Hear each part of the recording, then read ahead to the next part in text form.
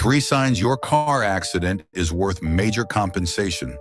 1789. To the glare of modern screens in the West Wing, every president has held the pen. Executive orders, not passed by Congress, but etched into law by command. Some shaped history. Some sparked controversy. Others were forgotten. Until now. This is where we break them down.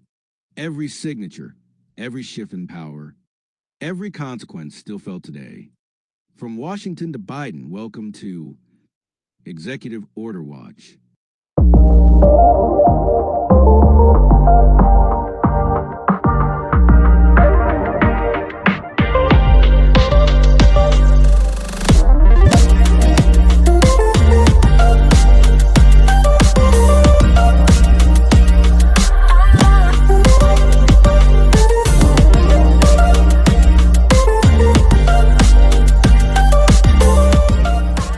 Democracy, we live for it. For democracy, we fight for it. For democracy, we've died for it. And for democracy, we watch it. This is Executive Order Watch. My fellow Americans and true.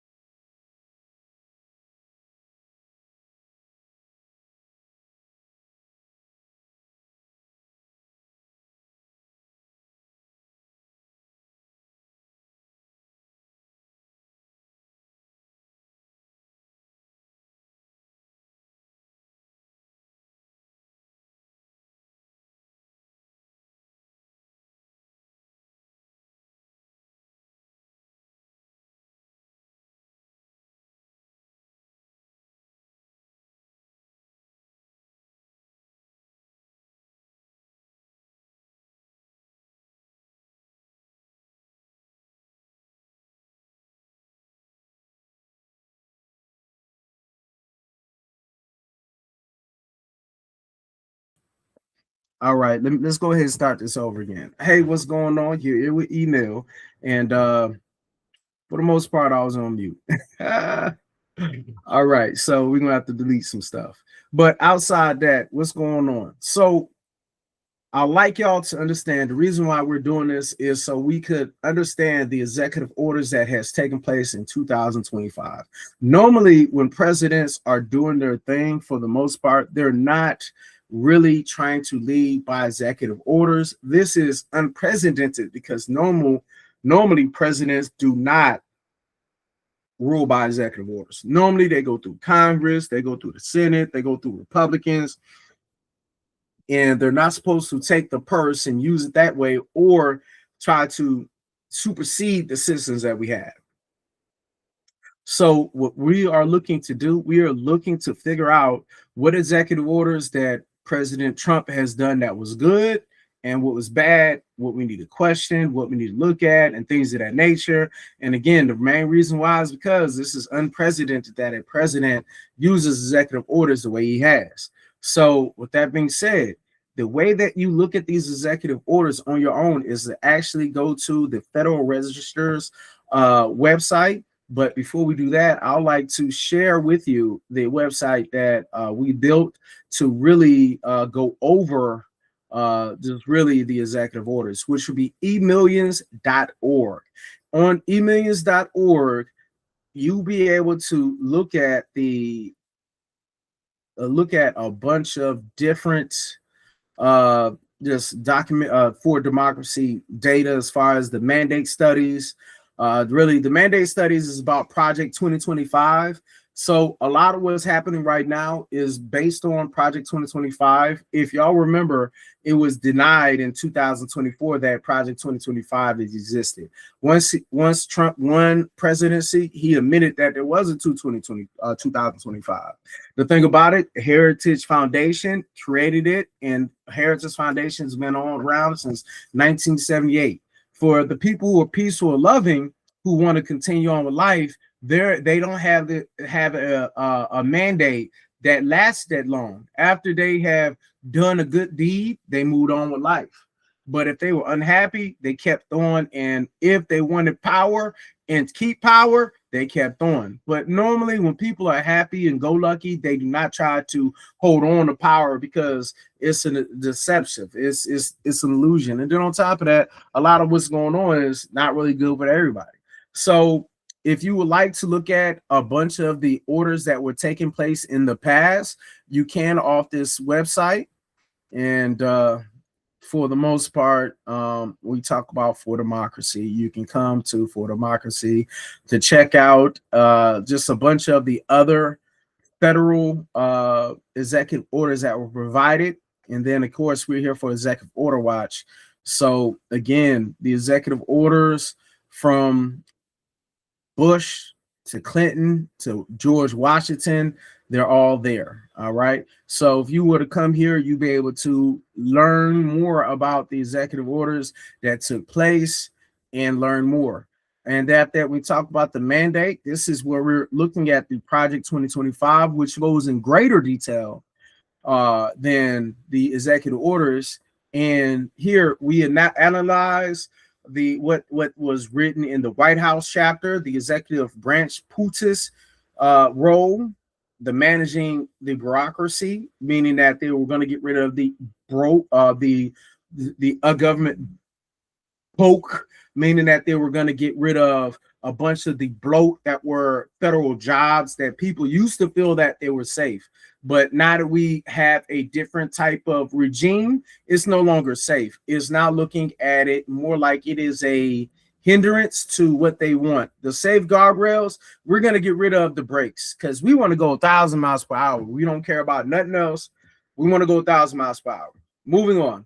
If you'd like to learn more about the DOD, Homeland Security, DOS, the intel community, the media analysis, the international development agencies, you can come here. Again, we talk about agriculture, DOE, the Department of Education, Department of Energy, the EPA, the HHS, the HUD, the Department of Interior, the DOJ, the DOL, the DOT, and VA.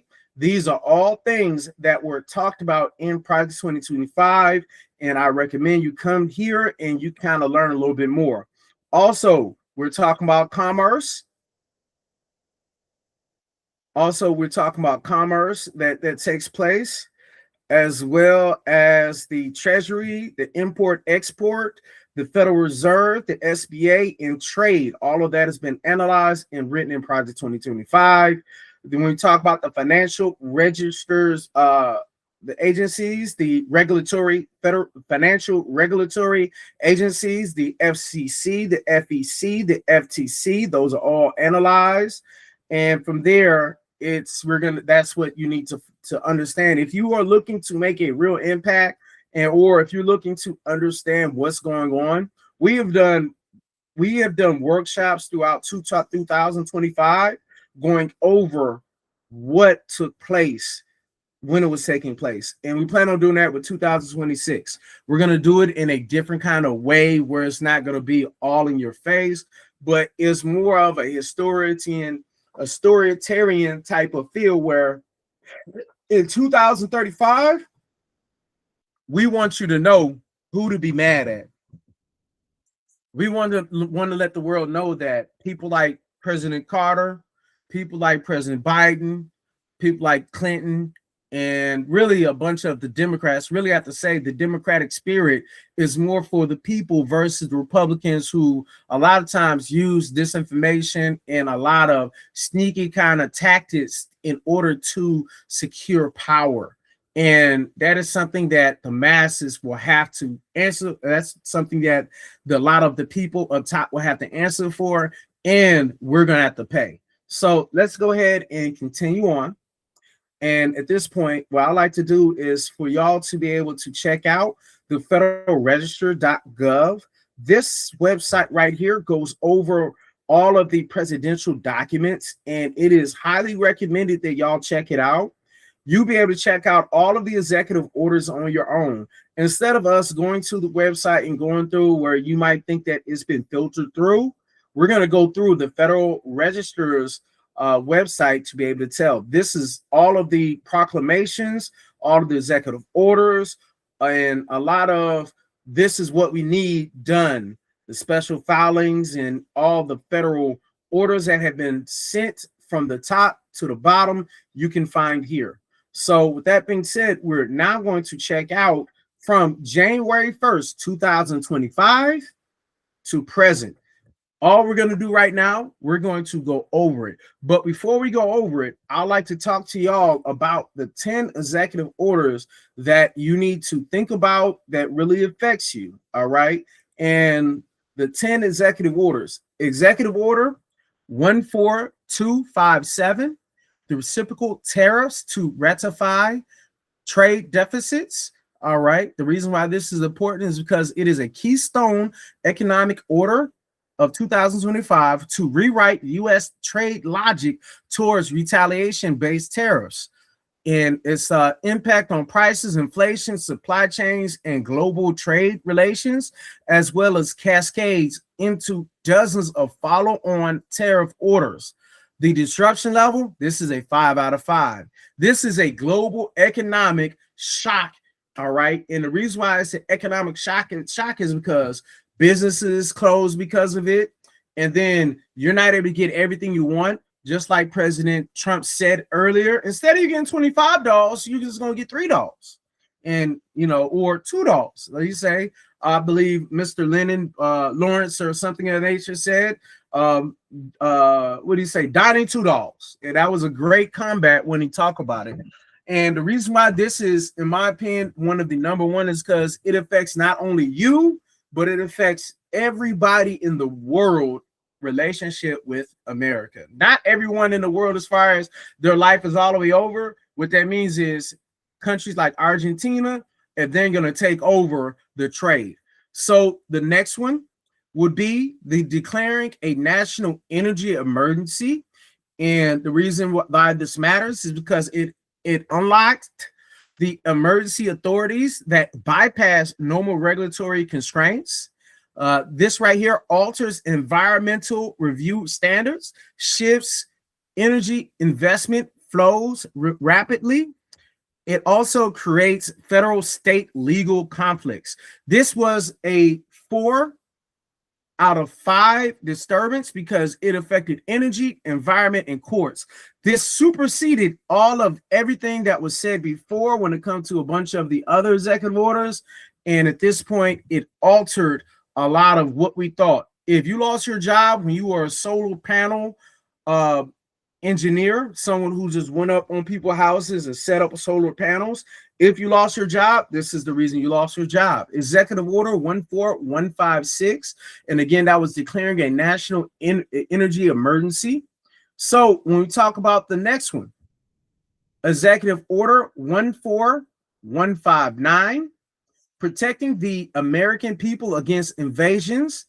And this right here was important because it redefined immigration as a national security invasion issue, which we all know that when you talk about people coming from a different country to come here, it's not necessarily because they want to sell I guess what they call it, amphetamine products or any kind of drugs, anything of that nature, cocaine or I forgot what they call it, but starts with an F. I'm sorry. I don't do drugs or deal drugs. So amphetamine products or whatever it is, I'm unaware. But long story short, that will be the next one. And this right here, it expanded federal enforcement posture. Also, it justifies emergency style border actions. It also raised civil liberties and federalism concerns. This was a domestic unrest and a legal battle. It's very the disruption level was a 4 out of 5. It was very disruptive to our brothers and sisters that lived here and didn't live here. So the next executive order, number 7, which would be the executive order 14157, designating cartels as foreign terrorist organizations. The reason why this mattered was because it transformed drug enforcement into counterterrorism. Instead of it being something that we all knew that was, hey, we need to make sure our kids stay off drugs. Instead of it being like one of those things or handling the cartel like they're humans, it allowed us to, quote unquote, have a reason to bomb Venezuela, which Venezuela is not the reason why a bunch of the drugs that are here are crossing the border. All right. We know that's not really the truth. So this right here, it enabled sanctions, asset seizures, and cross-border actions, as well as risk escalation with our neighboring neighbors, and also expanded military and intelligence authorities.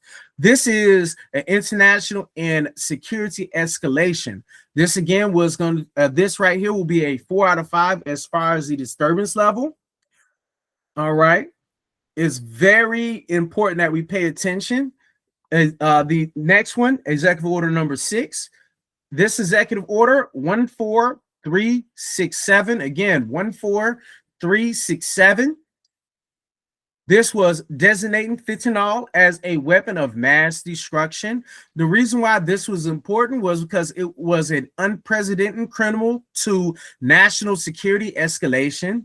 It allows WMD frameworks to apply to drug enforcement. All right. It also expanded sentencing, surveillance, as well as interdiction powers. It also signaled a permanent war footing on opioids. This is a law enforcement and civil liberties disturbance, and this will be a 4 out of 5. This is the reason why they feel that they are justified of bombing Venezuela the way they are, which we all know is really for the oil and money. So number 5, this one will be executive order 14233. Again, executive order 14233. This is a strategic Bitcoin reserve and digital asset stockpile. What this means to us, we quietly revolutionary for global finance. The signal state of adoption of crypto as a strategic asset, as well as affects dollar dominance debates and moves markets immediately in long term. This was a 4 out of 5, and it was a financial system shock potentially. If you know anything about what's going on, Donald Trump, when it comes to crypto money, he has made billions of dollars. I mean, would it be not billions of dollars off this? And this is very disruptive and very dangerous to the US dollar worth. In the future, when you go to those countries, which Donald Trump would say SO countries, which I would say brothers and sisters countries, your money's not going to go as far. So after a while, Thailand money's not going to mean as much. All right. I mean, the US dollar is not going to mean much to Thailand. All right. The next executive order, number 4. This was the executive order 14155. Again, executive order 14155. Withdrawing the U.S. from the WHO, the World Health Organization.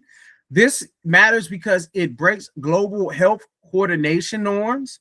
It weakens pandemic early warning systems, as well as forces U.S. to rebuild parallel infrastructure.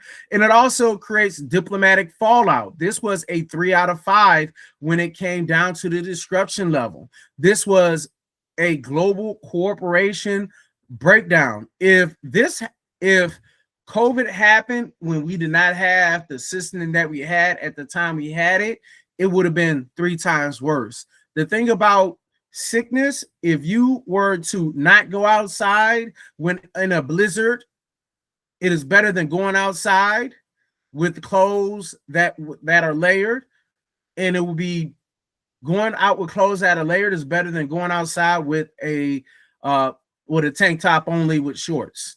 So essentially, an ounce of caution beats a pound of cure.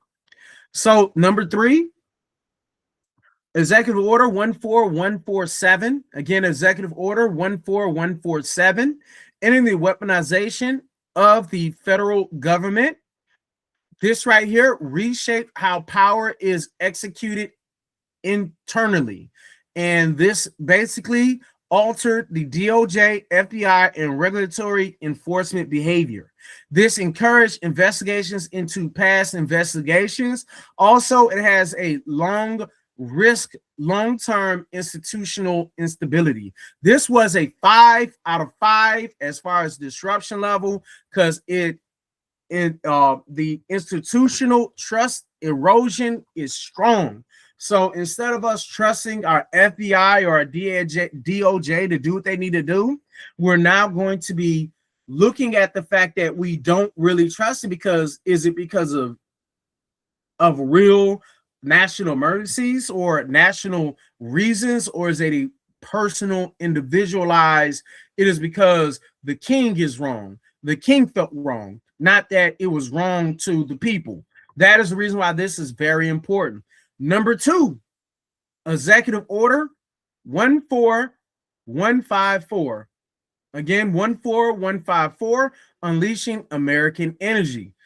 The reason why this matters is because this is an economic and also as well as an environmental tectonic shift. It drives massive capital reallocation.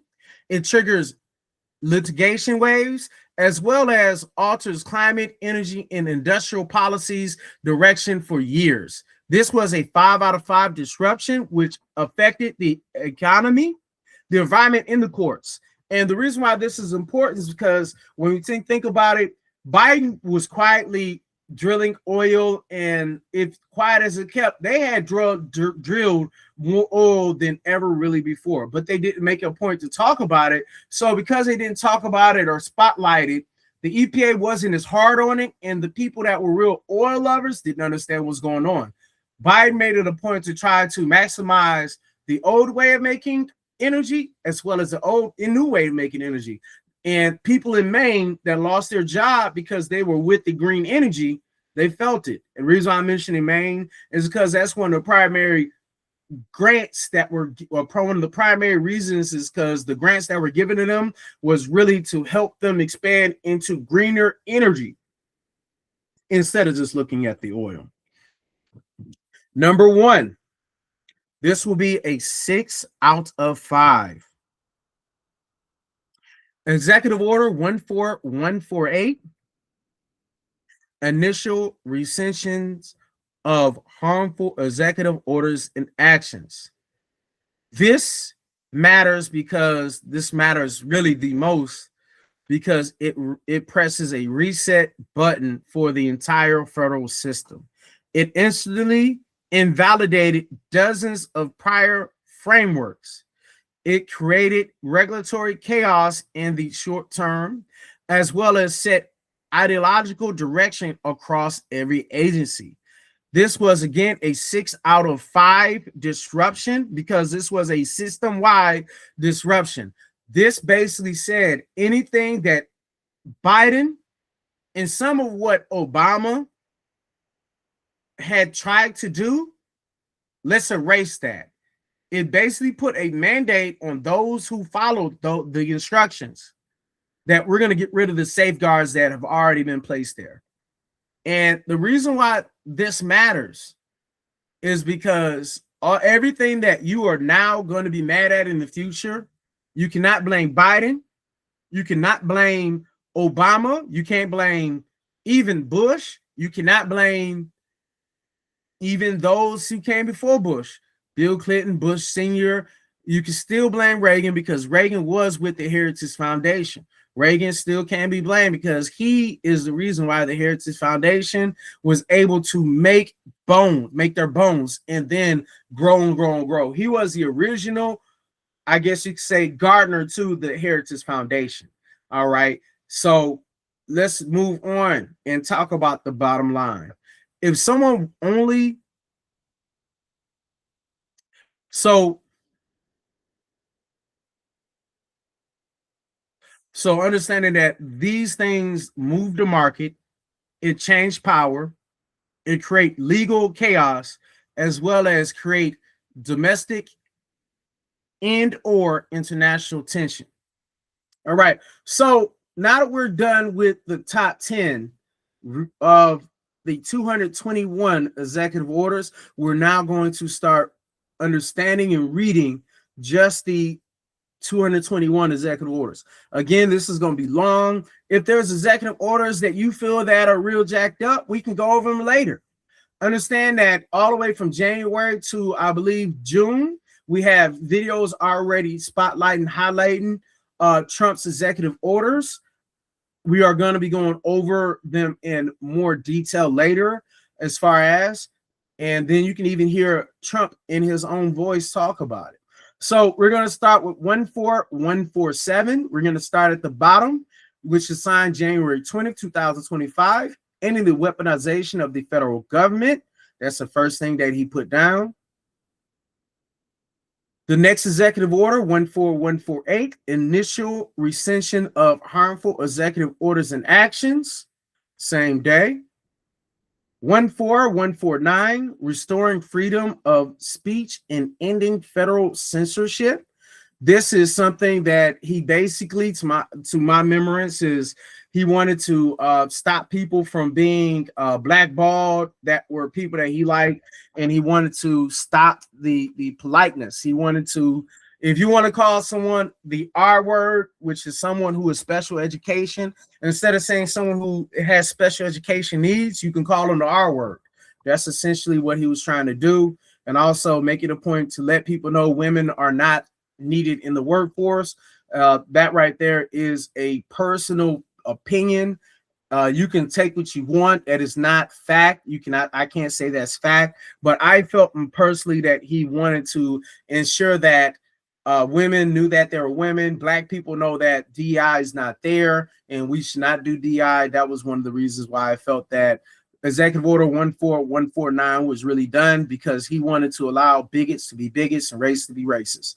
And that is a feeling. So what I'm saying is, I'm not saying that's not what he wanted, but that's why I felt like he wanted. So it is a belief. It is not a fact. You can take what you want. If you feel the same way, it's good. If not, well, you know, that's your president. Executive Order 14150, America First policy directives to the Secretary of State, which is basically America First. In theory, it sounds like you want to make America in front of everything else, but in actuality, the practice was only America, which doesn't make sense because we're all immigrants besides Native Americans. Executive Order 14151. Ending radical, wasteful government DEI programs and prefaces. So this right here was written in order to find a reason to get rid of women, minorities, and those that they felt that were wasteful. So when we talk about the wasteful government policies, we're talking about the bloat of the government, meaning that we don't need that. It was a way to eradicate those social programs that were not quote unquote needed for who he felt that were not needed for. If you're rich, you can still get that government grant for whatever kind of business opportunity you want. But if you're poor, we don't need to feed you. That's the reason why we had to go to court in order to receive government food stamps, even though it was written in law. All right, next one. Executive Order 14152. Holding former government officials accountable for election interference and improper disclosure of sensitive governmental information. So this is, again, going after the enemies that I have, or I should say those that I felt that interfere with the election of 2020. The reason why I ain't win is because those people disrupted the flow. That is the opinion of those. That's in my opinion what happened. Again, this is all speculation for the most part, but at the same time, I have to tell you, if you know anything about me or anything about the government, you should be suspicious about those activities. So, Executive Order 14153, unleashing Alaska's extraordinary resource potential. So this is just a way for him to get more oil and then exploit the natural resources that Alaska can have. So I'm not saying this is good. I'm not saying it's bad. I'm just saying that it was a way that we're going to say, hey, we're going to use more of the resources that Alaska can provide. All right. Alaska is very rich when it comes to those minerals and goods. Normally, we don't even think about it because it is so far removed from the normal states area. Executive Order 14154, unleashing American energy. This right here is important because the way that we get energy will help us live a better or worse life. You can't just get dirty energy and then get mad at the fact that we can't breathe. All right, we're closer to a non-breathing society than a breathing society if we keep on with this progress. If you are paying attention, even the water is rising farther than it has because of global warming. I believe in science. I'm a great believer in science. Executive Order 14155, withdrawing the U.S. from the WHO, the World Health Organization. This was very important because it's basically saying we're against science and we don't care about the measles. We don't care about COVID. We don't care about HIV. We don't care about the flu. We don't care about this. We're not going to work with y'all. We're going to work with ourselves. And the reason why this is dangerous is because when you think about sickness that spreads on pandemics and epidemics, quote unquote, it is a global issue. The world doesn't happen in a vacuum. Everything touches everything when we talk about health-wise. Why? Because when you think about it, a lot of people are world travelers. I myself, I am international, but I'm not a completely international person when you think about other people that travel from Thailand to Japan to Russia to Europe to America, from South America to Canada, you know. And when you deal with the people like that, and it don't have to be a one person. It can be a multitude of people, because if you think about atoms, we're all moving.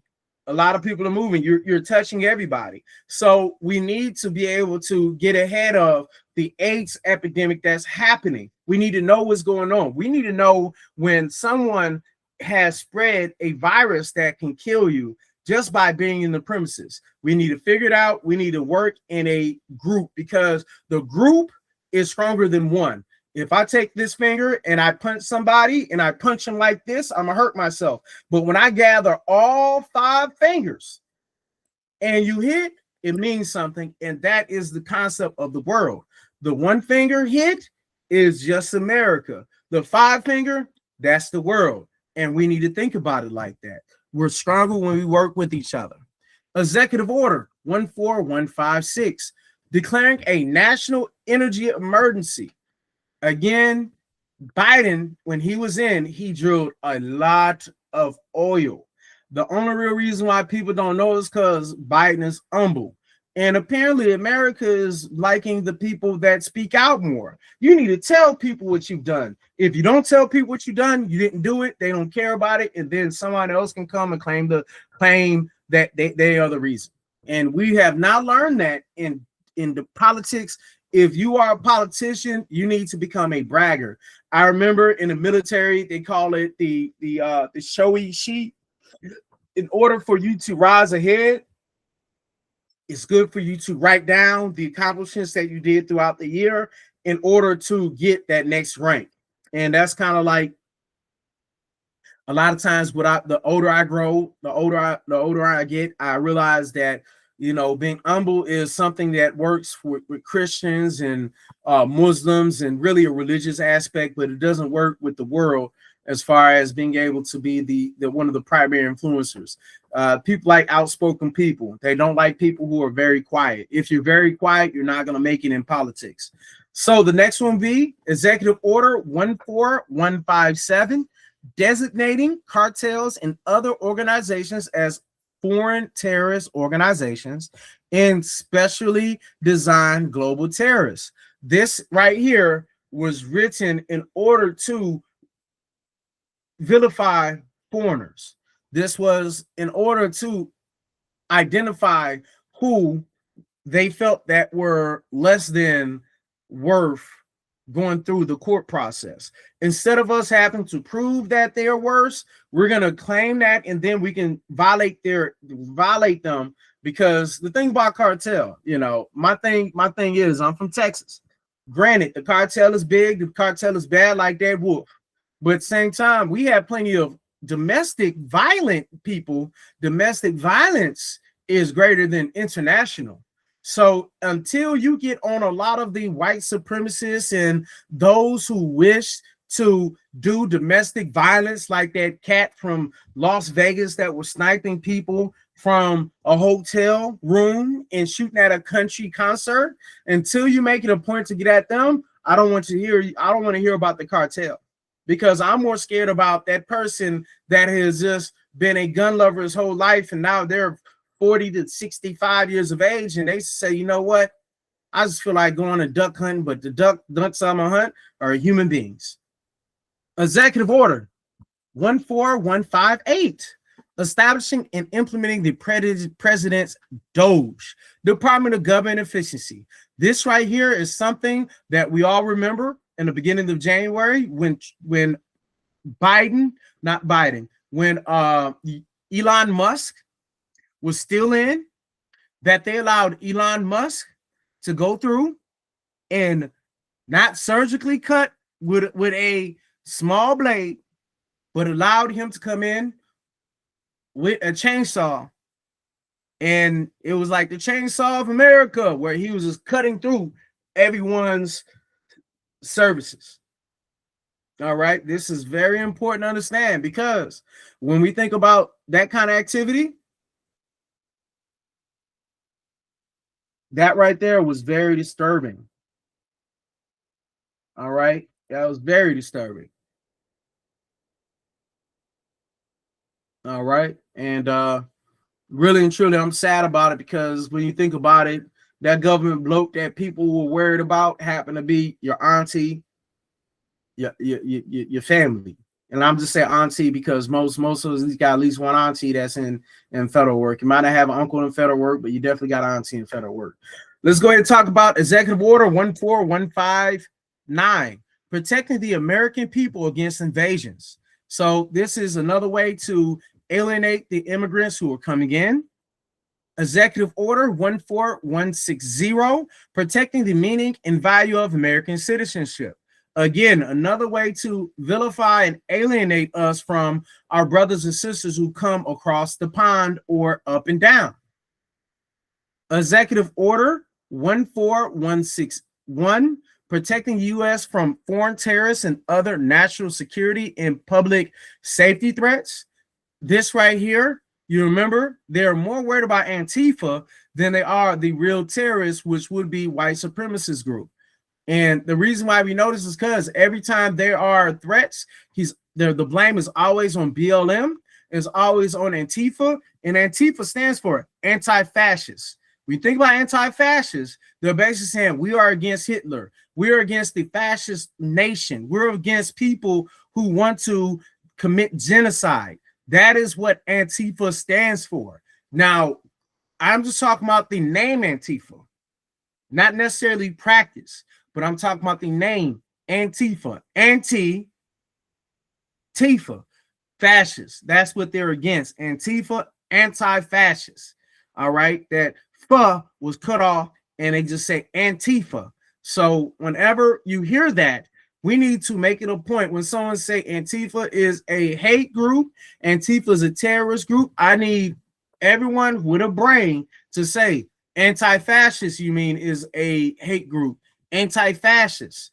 Make it a point to say it out loud, because if you don't say it out loud, you say Antifa, then at that point people not even thinking anti-fascist. They're not thinking the anti-fa, and they're leaving the ist out there. Antifa, Fascist. All right, let's move on. So the next one, Executive Order 14162, putting America first in international environmental agreements. This right here, again, when we walked away from the WHO and then we walked away from this right here, the International Environmental Agreement, we're basically saying we don't care about no science.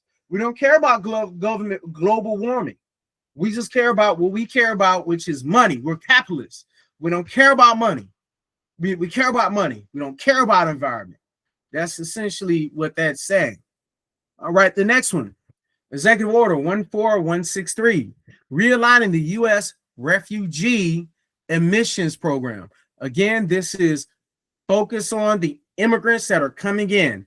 It's basically saying we're going to change whatever kind of refugee programs we had, and we're going to change it up.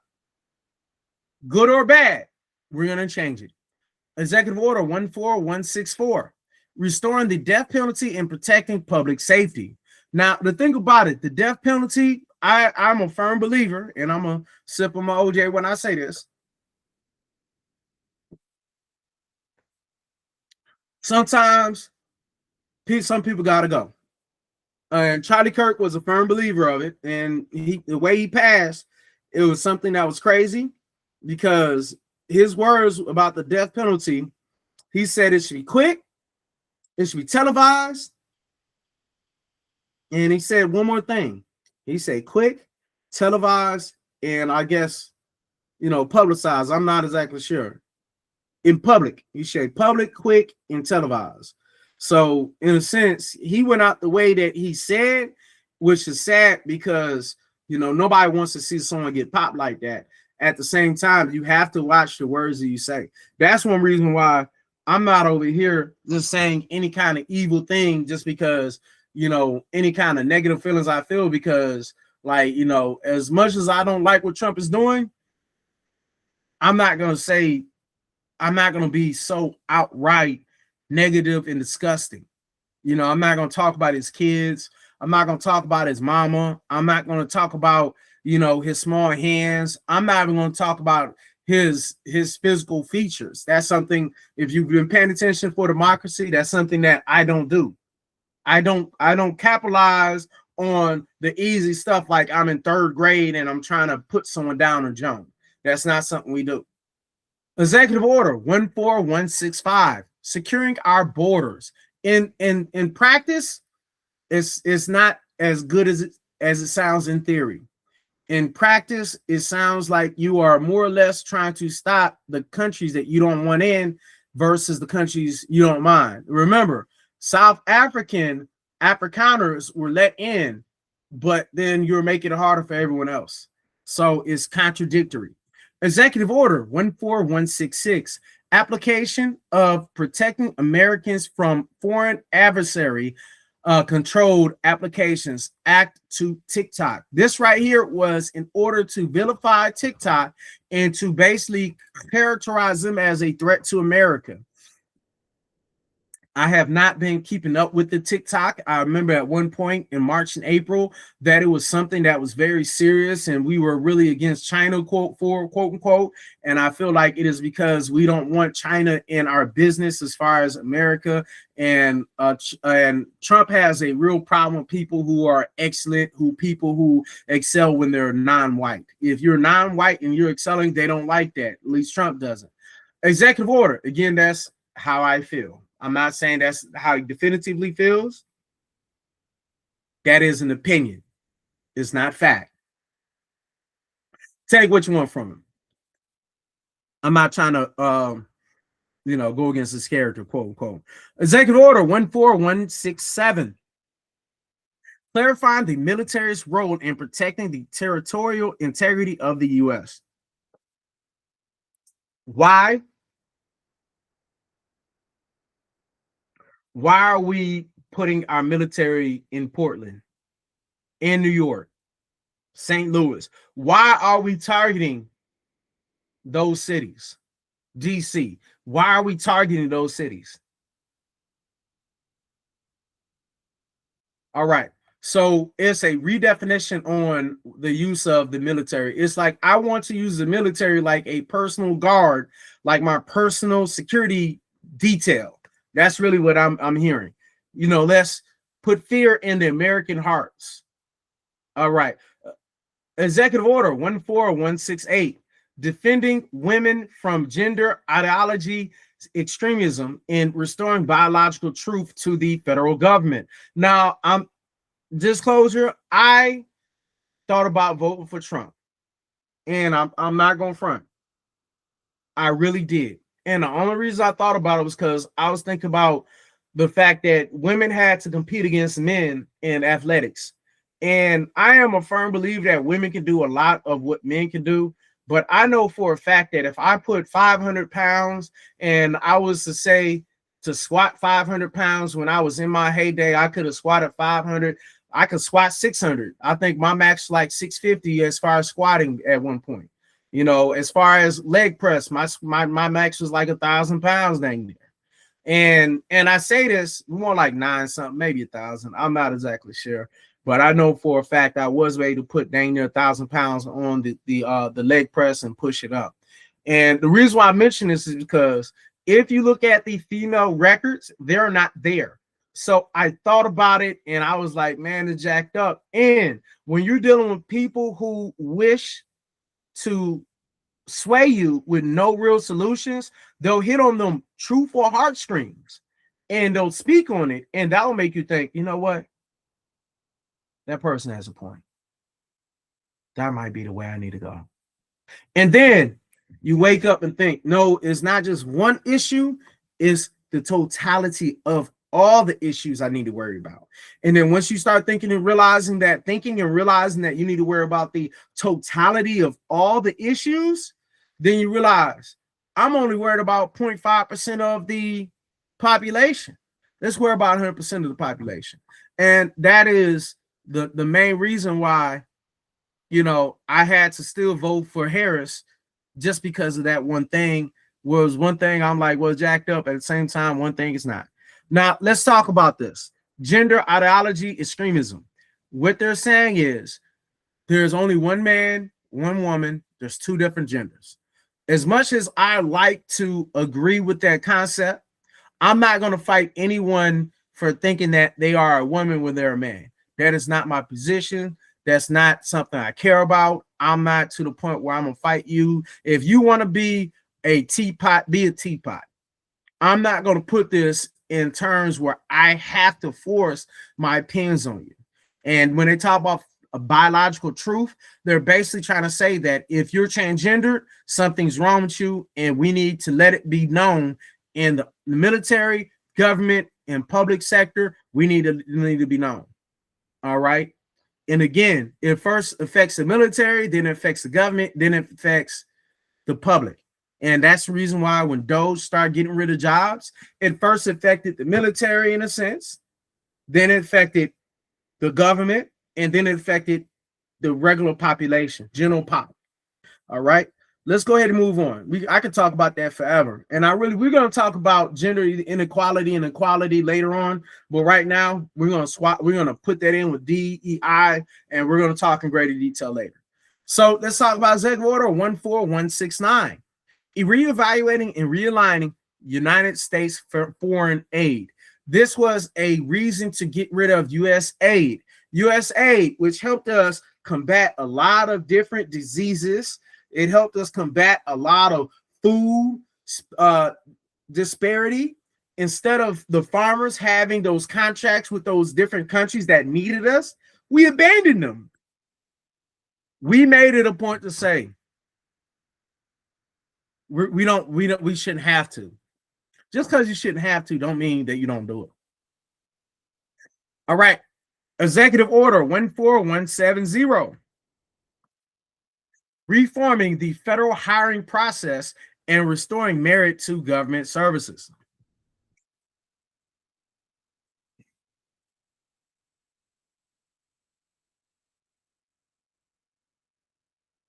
This is, again, a way to get rid of those who don't look like me. If you look at the the administration right now, you have two pieces of everything else, but everything is vanilla. All you have is billionaires, millionaires in the mix. There has never been a richer government as far as the administration than we have right now. Linda McMahon should not be a part of the Department of Education. That sounds crazy. And you talk about merit, the only merit they're looking for is, oh, you got money? Come on. You rich? Come on. That's all they're worried about. They're not worried about, do you have experience in such and such? So this is really contradictory of the practice. So again, it's not what you say, it's what you do, and we need to watch and pay attention.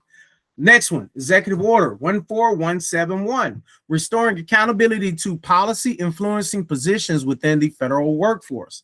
This right here, again, this is a way to get rid of a bunch of different people by implementing different kind of policies in order to influence the workforce. This is kind of underhandedly, in my opinion, a way to attack people who are on my team.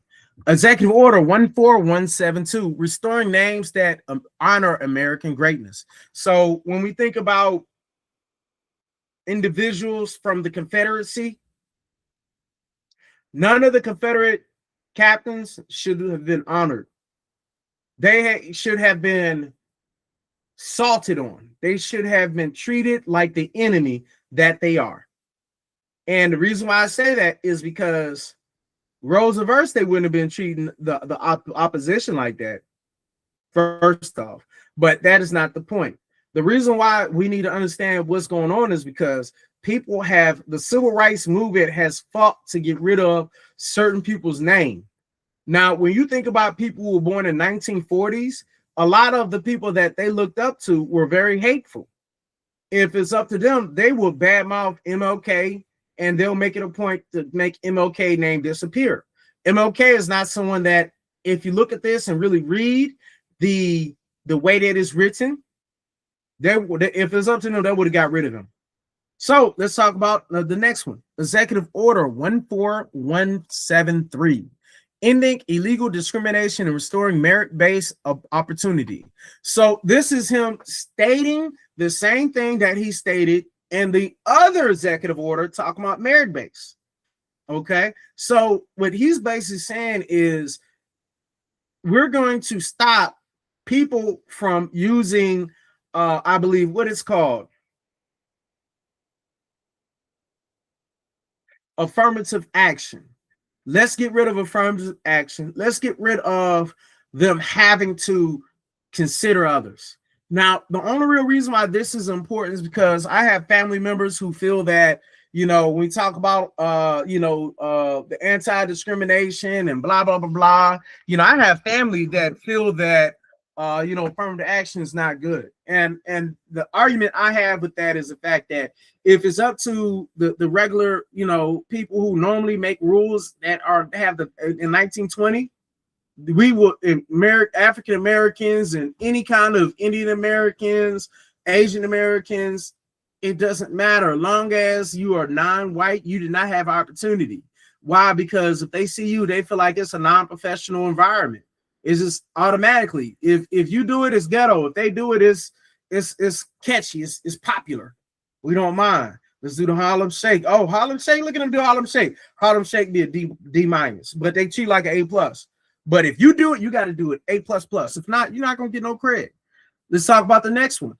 So that will be the next day. Remember, all of those executive orders, which was like 20 plus, were all in one day. The next day, the 21st. All right, this is the second one for the 21st. Executive Order 14174, revocation of certain executive orders. And this goes in line with the recension of harmful executive orders, where in the fact that it was just another way to get rid of a lot of what Obama, Biden did in both since 2008 to 2019. It was, 2008 to 2016, as well as 2020 to 2024. It was a way to get rid of a bunch of the orders that were given that wasn't from Trump. All right. Executive Order 14175, designation of Ansar Allah as a foreign terrorist organization. So this is again trying to vilify another group. All right. I'm not exactly sure what Ansar Allah has done. At the same time, I can imagine because they are Middle Eastern and they don't look like us, act like us, we're going to treat them like they're, you know, pieces of SHIT. All right. Sugar honey iced tea. Next executive order 14176, declassification of records concerning the assassination of President JFK, Senator RFK, and Reverend Dr. Martin Luther King Jr. A lot of what was written really wasn't, you know, that much groundbreaking because a lot of what was there was already known. For the most part, what I'm saying is, to my understanding, it was a lot of people names that they didn't redact, and a lot of people got DOS because they just let all the information out, and the people that were out there and earlier, they let their information out, even social security numbers, I believe. So, you know, it was a lot of, you know, things that really wasn't done right. I mean, because he said it the second day, he basically they made it a point. All right. The same day, Executive Order 14177, President's Council of Advisory on Science and Technology. I want my crew in. This is something that a lot of presidents do. This is nothing new. This is him basically saying, I want the people that I want in, and we're going to get rid of a few of the things that we said before. This is nothing new. All right, Executive Order 14178, strengthening American leadership in digital financial technology. All right, this right here is a way for them saying, hey, we want to become the leaders in crypto in all digital financial technologies that are available, that are out there. This is good nor bad. What's that?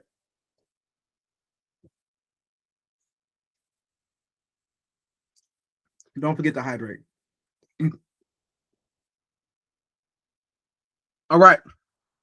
Next up, Executive Order 14179, removing barriers to American leadership in AI. So if you think about AI, when I think of AI, I think of Terminator. I think of the Borg. I think of a lot of the Matrix. I think of a lot of things that can happen if you do not handle AI correctly. A lot of things that we say that AI is more generative. It's not really AI. And I say that because when you think of AI, AI is not a ask response. AI, in my opinion, is having a system that thinks on its own without being prompted. If you have to prompt it, it's not really AI, it's generative AI, which is different than straight up AI. If you think about AI, that's the systems that work when you're not even working, and it is looking up things, is keeping things, is storing things. It can change different features, and if we are not careful, what's going to happen is when there are bombings of Venezuela, the argument is going to be, we allowed the AI to do it, the AI did it. And we all know you really can't punish AI like you can a person. Let's get to the next. Long story short, we need to be careful of what we unleash, because once you open up Pandora's boxes, you can't bring it back in. Executive Order 14180, council to assess the Federal Emergency Management Agency, FEMA. So again, the orders that were provided during FEMA was, if anything was over a certain number, I think the number is like $100,000, they needed to go through certain go through certain channels. And that right there affected us in Texas, as well as when people going through hurricane season. If earthquakes happen,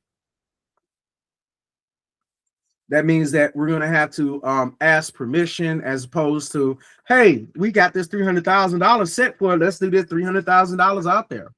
So it's like, you know, I get that they don't want waste. At the same time, you think about FEMA, you know, Katrina was one of the reasons why we was like, hey, when we need help right now. Emergency is emergency. If someone messed around and stole your car, you're not going to try to wait 2 weeks to catch the person. You need to try to catch the person now. Executive Order 14181, emergency measures to provide water resources in California and improve disaster response in certain areas. Okay, so this right here was written because I guess, like, you know, oh yeah, I remember he was basically trying to take water from California a certain way because of what was going on with the fires in California at the beginning. If anybody was paying attention to my For Travel Lovers, the channel For Travel Lovers, I made it a point to travel to California during the wildfires just to check it out and ask people what's going on. I did travel, and I made it a point to go to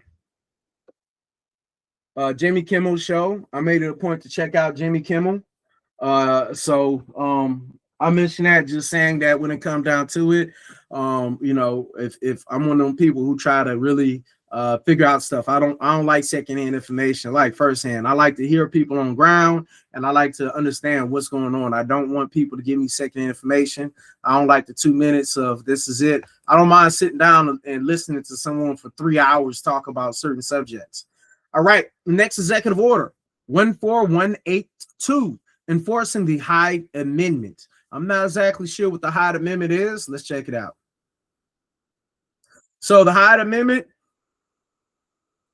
for nearly 5 decades, the Congress has annually enacted the Hyde Amendment and similar laws that prevent federal funding of elective abortion, reflecting a long-standing census that American taxpayers should not be forced to pay for that practice. However, the previous administration disregarded this established common sense policy by embedded forced taxpayer funding to elective abortion in a wide variety of federal programs.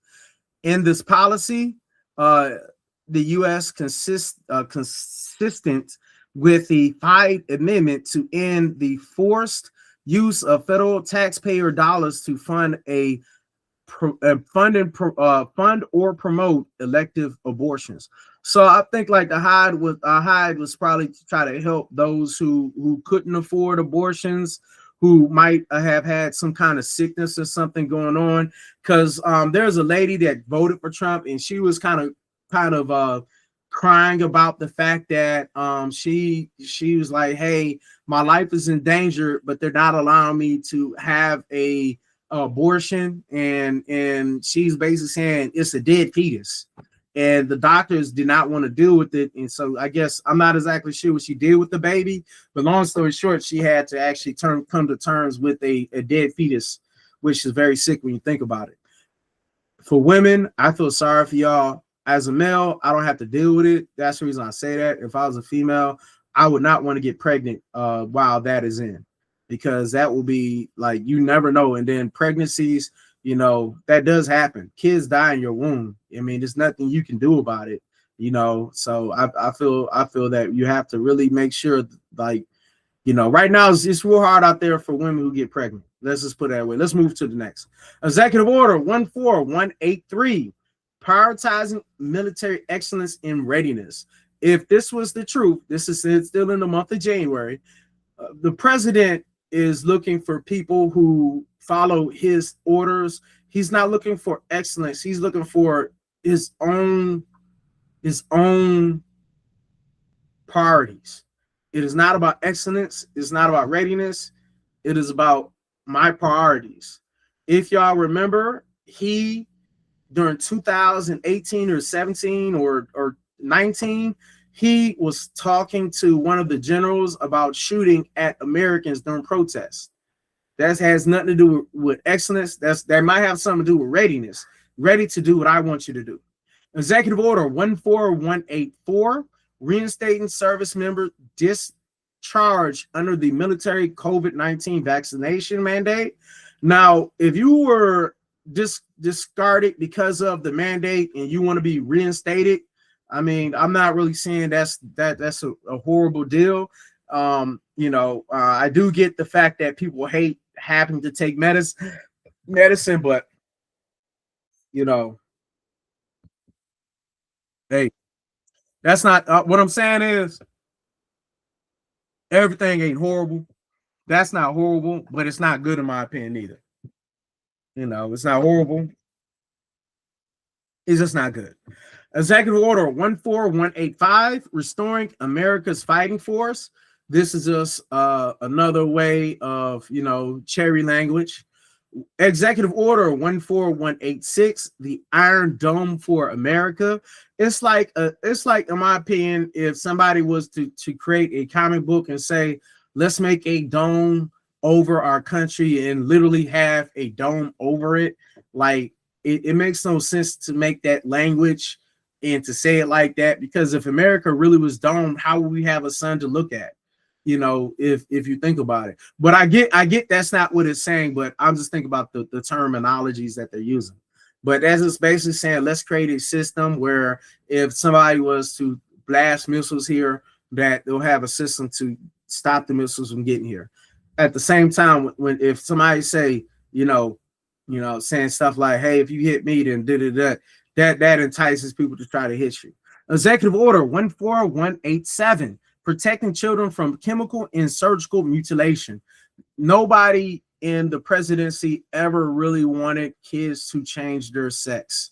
All right, that's a whole faction of the America that, you know, I don't even think the Republicans or Democrats are really saying, you know, I want transgender people to come out and manipulate and make people who are 12 years old become women that are really men, or men who will become women. I don't think that's really something that's not a mandate that they really wanted. I just feel like when it comes down to it, it's people trying to be people. And if you think about it, when it comes down to it, not everyone you're going to be around is going to agree with you. Their lifestyle is their lifestyle. Executive Order 14188, additional measures to combat anti-Semitism. This right here it has Israel written all over it. Anti-Semitism is something that we have always taken serious. There's no reason to make one about this. All it means is we want to appease the quote unquote the people who kind of may run this place, and that's basically him pleasing the overlords. Executive Order 14189, celebrating America's 250th birthday. So is it saying, hey, I'm not exactly sure what that order basically says. Is just decrying the you know, how they want to celebrate America being 250 years old. Executive Order 14190, ending radical indoctrination in K-12 schooling. Now, my thing about it is, let those in the Department of Education determine that. Now, you can put the heads of whoever you want in there, but let them determine what needs to put out there. Just don't change it all up because it's one person. Because my thing is the fact that a great leader puts other people in certain positions who have more experience and knowledge in those particular subjects, as opposed to saying that I know everything, I can do everything, let me do it. Executive Order 14191, expanding educational freedom and opportunities for family. I think this is the freedom of choice education, where we're trying to go against the public education system. That's what that one was. Executive Order 14192, unleashing prosperity through deregulation. This is something where Reagan oftentimes felt that regulation was an enemy of people when he was president, but when he wasn't president, he was with the unions. But when he became president, he basically sold out the unions. And by deregulating things in theory sounds great, but in practice, what that means is the little people are not going to be heard, and we don't really care about those individuals who don't represent the rich ones. We're not going to represent the big boys. We don't care about you. So that concludes all of January. Now we're in February. In February, the first one that was given was Executive Order 14193, imposing duties to address the flow of illicit drugs across our northern border. And so this is him going after Canada. When you talk about fentanyl, this right here is really meant for them. Instead of them just attacking Mexico to America, they attacked Canada to America, which makes more sense when you talk about fentanyl. I forgot how to say it. Starts with an F. But long story short, those chemical drugs, that made more sense to kind of combat them than Mexico. All right. And a lot of those drugs, it made sense. And then the next executive order was the exact same one, but for the southern border. So in a sense, it's making enemies of our neighbors from the north and the south. Next one. Executive Order 14195, imposing duties to address the synthetic opioid supply chain in the People's Republic of China. Again, is to alienate those. And again, China might really are bringing a lot of drugs over. All right, so that is really combating that. That's that talk where, hey, we're gonna make it a war against drugs. If anybody is older than 40 or really 35, and if you're older than 35 and listen to your parents, you understand about what Reagan did and a really Bush, not really Bush, but what Reagan did, Bill Clinton, Bush Sr., and also what Bill Clinton did when he talked about the war against drugs by making it a point to have the super predators and super criminals and those kind of terminologies that made it a point to have 3-time conviction means that you are now a lifer and things of that nature. Those kind of rules and regulations that even Biden agreed upon and Bill Clinton agreed upon. Now, you know, those things did happen, and that right there, when we focus on it, that's really what that is about. Next one that was done in February, Executive Order 14196, a plan for establishing a U.S. sovereign wealth fund. And this is a slush fund potentially that they're referring to. Really and truly, there needs that they like the ideal of taxing the companies after giving them investment money is so much socialism, but we don't talk about. We don't talk about that socialism. And I'm not all the way against if they give you a grant that they're supposed to kick you back something, but let's call it what it is. That's socialism. All right. Executive Order 14197, progress on the situation at our northern border. So he's making it a point to not just attack the south, but the north. And then the next executive order, who would have guessed? 14198, progress on situation at our southern border. Let me get an update. What's going on? Executive Order 14199, withdrawing the U.S. from ending funding to certain United Nations organizations and reviewing United States support to all international organizations. Now that I'm here, I don't care about what happened before. They're not my friend. Let's figure out. I need to be able to dictate where the money coming from and where the money going to. That's basically what that is. We're not going to support our friends anymore. Executive Order 14200, amendment to duties addressing the synthetic opioid supply chain in the People's Republic of China. So this is basically him revising and making an amendment to the past executive order. Executive Order 14201, keeping men out of women's sports. So this right here is still looking to enhance the executive order that was signed, which executive order will be 14168. This was piggybacking off of keeping women protected, quote unquote, from men coming in their sport, coming in their comfort zone, their area. Because we like the comments, I really shouldn't say common sense, but we don't want Mike Tyson to fight the female heavyweight. We don't want stuff like that. You know, I want the female heavyweight to fight another female. I don't want them to fight even a lightweight man. I don't want that. That don't sound like it's gonna be good for the woman. If that man got real strength, it's very dangerous. There's a reason why men take the more dangerous jobs. All right, Executive Order 14202, eradicating anti-Christian biases.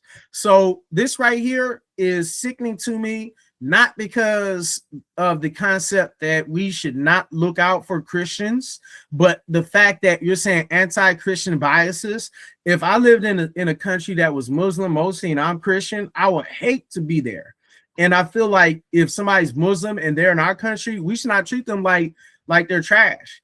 And our forefathers basically made it a point not to make it a quote unquote Christian based country for good reasons, because if we start making it based on what the masses feel like religiously needs to happen, the people who control the religious sector is going to control America. Next one, Executive Order 14203, imposing sanctions on the International Criminal Court.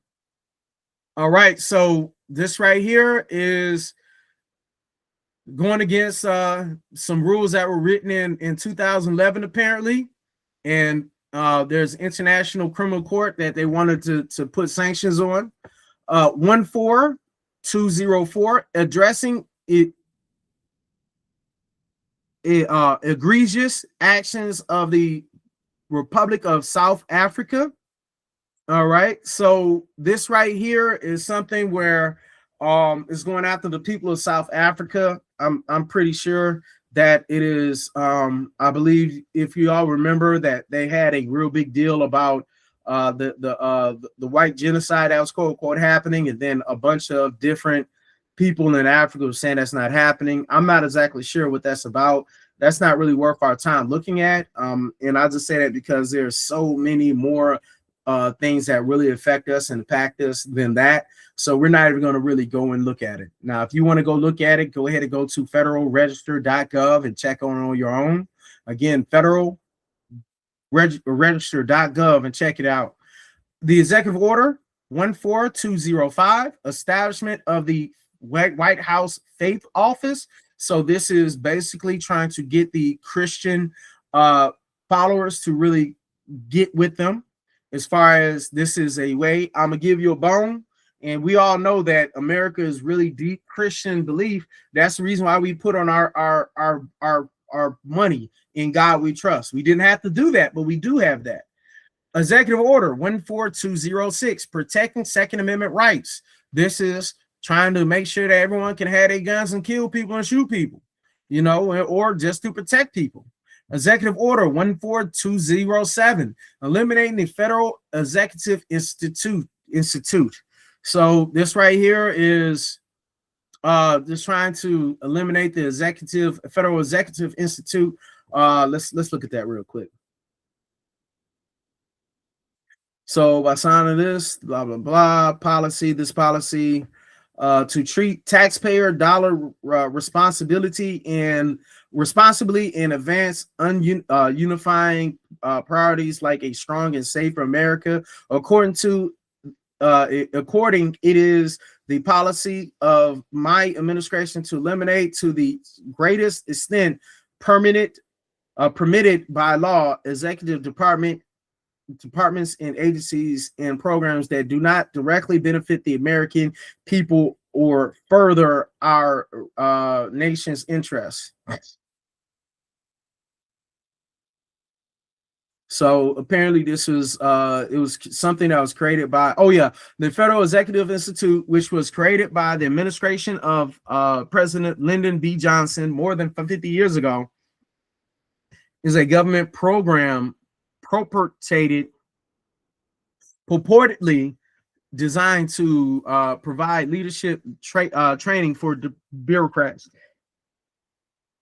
But bureaucratic leadership over the past half century has led to federal policies that enlarge and entrench the Washington, D.C. managerial class, a development that has not benefited the American family. The Federal Executive Institute should therefore be eliminated to refocus government on serving taxpayers, competence, and dedication to our Constitution rather than serving the federal bureaucracy. So it's basically the safeguards that he was going against that Lyndon B. Johnson basically wrote. This was a executive order to create the Federal Executive Institute to help really the bureaucracy and try to help people become better politicians. So that's essentially what that's saying. We're going to get rid of that whole group. Next one, Executive Order 1428208, ending procurement and forced use of paper straws.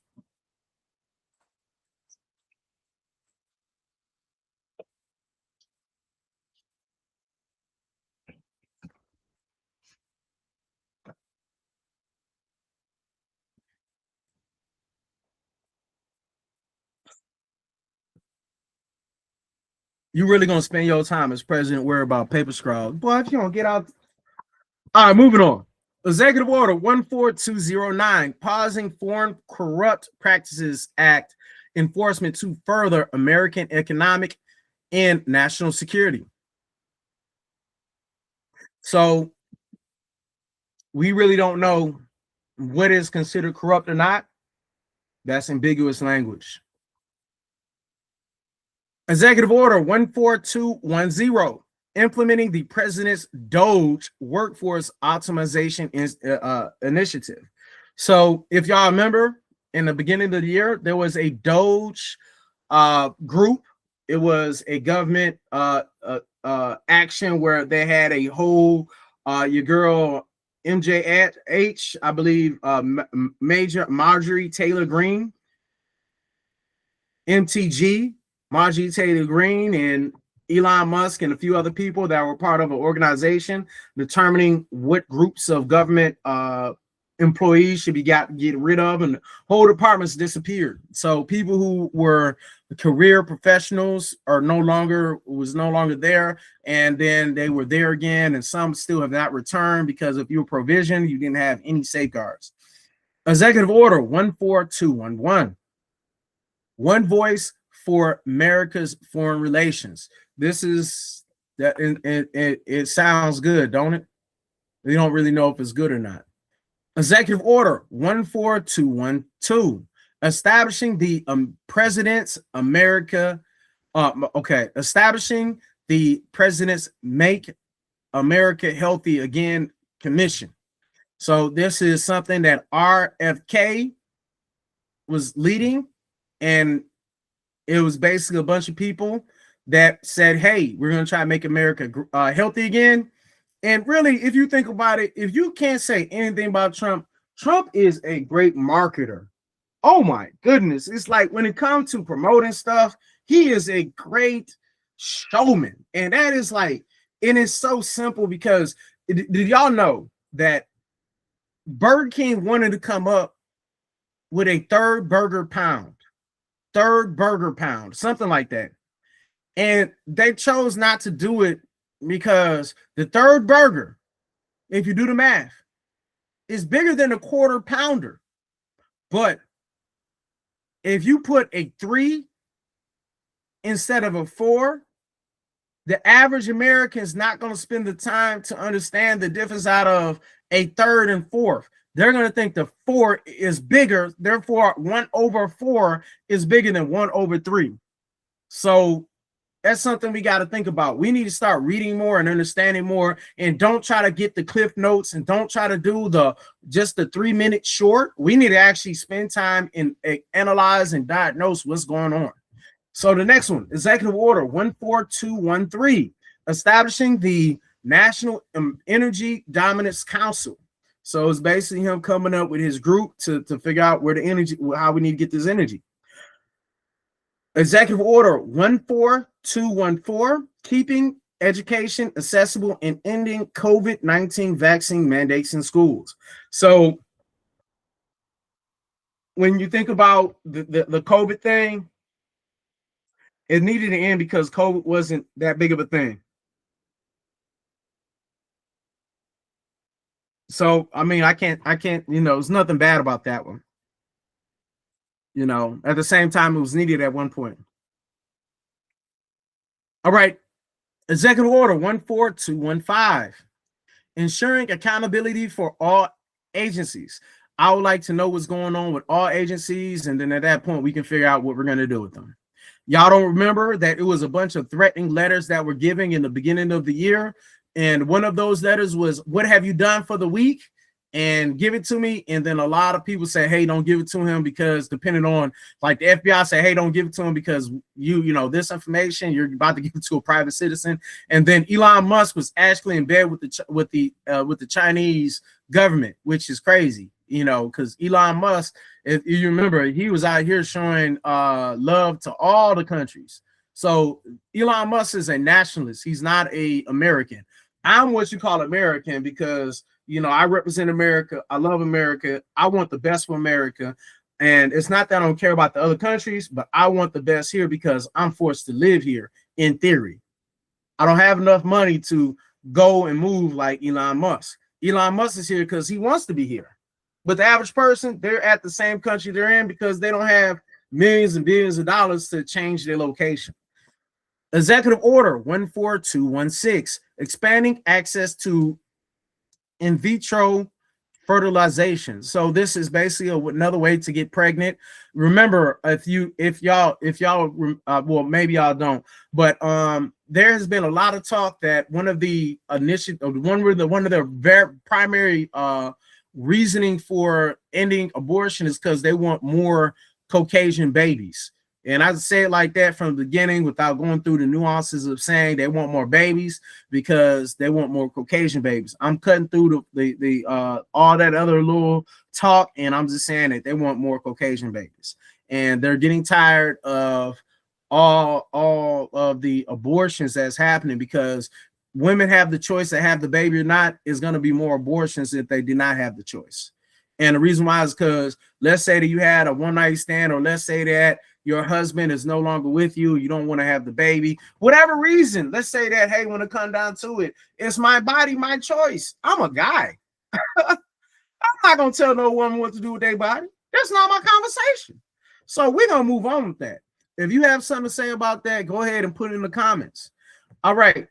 Executive Order 14217, commencing the reduction of the federal bureaucracy. This is a Project 2025 executive order to get rid of the government bloat. All right. We're going to get rid of anyone who's not riding with us. Executive Order 14218, ending taxpayer subsidization of open borders. This is again against all of the immigrants. We don't want open borders, but now we're out here struggling to feed ourselves because we don't have people to pick the food. We don't have people pick the strawberries. And the people that did come over from that country were willing to pay that because they can come to this country, get that money, and then send it back home. I'm here, but my kids are good. And a lot of men and women. We, like a lot of people, period. If we knew that we were feeding our family 5 to 10 times more, or I'll say 3 to 5 times more, 3 to 5 times more by me being here, and I'm working this hard labor, but it is worth 3 to 5 times more than home, but I'm making sure my whole family eat. Shoot, that's a blessing. Executive Order 14219, ensuring lawful governance in implementing the President's Department of Government Efficiency Deregulation initiatives. So this is another initiative that Elon Musk provided, and it was written, hey, let's do it. We're going to do it. Executive Order 14220, addressing the threat of national security from imports of copper. So apparently it was a national quote unquote threat dealing with the import of copper. Executive Order 14221, making America healthy again by empowering patients with clear, accurate, and actionable healthcare pricing information. So you're trying to get rid of the ACA, but then you're over here saying we need more of a price table. Now, I am against giving people different pricing.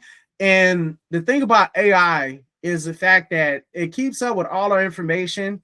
And in theory, our biometrics will allow eventually, when you do step into a store, that they're going to know your name. They're going to know everything about you. And then at that point, if there is no price tag on the item, they can say this person really can't live without milk. Let's add an extra 50 cents. That's one thing that's really bad about those shop at home apps. And the reason why I say that the shop at home apps are really not great is because it allows people to fix prices. It allows people to get a premium price rather than the regular price. So that's one thing that's wrong with the with those shop at home home apps. Executive Order 14222, implementing the president's Doge cost efficiency initiative. Again, another Elon Musk. Let's do it this way. That right there concludes all of February. Now we're stepping into March. Executive Order 14223, addressing the threat to national security from imports of timber, lumber, and their derivatives products. And this right here is basically trying to handle the resources that are imported. You know, whatever kind of threat that they felt that was threatened, they're trying to handle that. I'm not exactly sure what kind of threat could be there. Maybe it was laced with some stuff. Maybe it's defective. Maybe that might be it. You know, as far as national security, that seems kind of, you know, I'm not even going to address that one, you know, in great detail. Executive Order 14224, designating English as the official language of the U.S. So this is something that kind of we already know. The English language is the official language, but to say it out loud just makes it seem like if we go to Mexico and we don't know Spanish, we're then going to be in a world of hurt because you know, when it comes down to it, there's no reason to really designate it as the official language, as it seems like an overreach. But at the same time, it's like an unsaid fact that, you know, you come to America, it's best to know English. It's like a no-brainer. Executive Order 14225, immediate expansion of American timber production. So maybe this was a threat that was going on where they felt they need more timber. The prices of houses might be going through because of that. And really and truly, I am a firm believer that there is no reason for one person to live in a 5-bedroom house by themselves. If you have a 5-bedroom house and live by yourself, something's wrong with that. If you are a family of 10, then a 5 to 6 bedroom house is needed. But if you are one person, there's no reason for you to have 4,000 square feet of a house. That's just greedy and in the waste. But hey, you know, it's your money. Do what you want. At the same time, it's space that a whole family can take advantage of, but you are really wasting. And then if you think about it, you don't even see half your house if it's that big. If it's 4,000 square feet and it's just you, you're not going to spend that much time in there. What you're going to do, you're going to spend time in 3 different rooms. Maybe your study, maybe your bedroom, maybe the living room. Those are only 3 rooms you're going to deal with outside the kitchen. So 4 rooms: study, kitchen, bedroom, and living room. All right. Executive Order 14226, amendment to duties to address the flow of illicit drugs across our northern border. This is basically rewriting it. And guess what comes behind that one? Both of these are really the same one. Executive Order 14227, amendment to duties to address the situation at our southern borders. These are amending previous executive orders that were written February the 3rd. Next one, Executive Order 14228, further amendment to duties addressing the synthetic opioid supply chain in the People's Republic of China. Again, this is going back and doing more to the February 5th executive order. Executive Order 14229, honoring Jocelyn Nongoria. Who's that? So this is something about drug cartels and talking about open border. One of those innocent victims was Jocelyn, tragically cut short June 17th when she was murdered in Houston, Texas. 2 Venezuelan illegal aliens were allegedly Tran de Agra gang members and were apprehended near the border and then released, have been charged with murder. Jocelyn was precious 12-year-old girl, beloved by her family, for her kindness and infectious zeal for life. She loved animals and passion. It is fitting in national interest, therefore, that Anahawk National Wildlife Refuge, a scenic area for coastal wildlife and recreational along the Gulf of America near Jocelyn's home in Texas, will forever honor and preserve the memory of a beautiful American, Jocelyn. So this is them basically trying to have a war against narcotics. That's just them having a war against narcotics. They're basically, if y'all remember during one of Trump's media, one of his speeches where he really made a point to make an honorary Secret Service agent who was like a special needs child. That's kind of like one of those that was dying of cancer. I'm not sure if he's special needs or not, but I know that he was quote unquote dying of cancer or something like that. And and that's kind of like him putting him on the pony, on the podium. That's kind of like that. That's in my opinion. Is like, but yeah, again, that marketing is great. Executive Order 14230, addressing risk from Perkins Cole LLP. This is him going after a law firm, I believe. All right, Perkins racially discriminates against his own attorneys and staff against applicants. So yeah, it's going after a law firm. That's what that is. Again, it's so personal with these people. Executive Order 14231, amendments to the duties to address the flow of illicit drugs across our northern borders. And the next one, 14232, against the southern borders. All right. Whenever there's one, it's always other. Executive Order 14233, establishment of the strategic Bitcoin reserve in United States digital asset stockpile. This is piggybacking off of one of the previous ones. Executive Order 14234, establishing the White House Task Force on the FIFA World Cup 2026. What is the purpose of the government having a task force at the FIFA World Cup? I would never know. Executive Order 14235, restoring public service loan forgiveness. That would be nice. So let's look at it. Prior administrations abused the PSLF program through a waiver process, using taxpayer funds to pay off for employees still years after, years away from the statutorily required number of payments. Moreover, instead of elevating worker shortages in necessary occupations, the PSLF program has misdirected taxpayers into activist organizations that not only fail to serve the public interest, but actually harm our national security and American values, sometimes through criminal means. The PSLF program also creates preserve in incentives that can increase the cost of tuition, can load students in low need majors with unsustainable debt, may push students into organizations that hide under the umbrella of a nonprofit designation and degrade our national interest, thus requiring additional federal funding to correct the negative social effects caused by these organizations' federally subsidized wrongdoing. So apparently, it like, again, you gotta read the fine print, because when you read this public service loan forgiveness, you think that it's a program to help the people who serve us into eliminating their debt.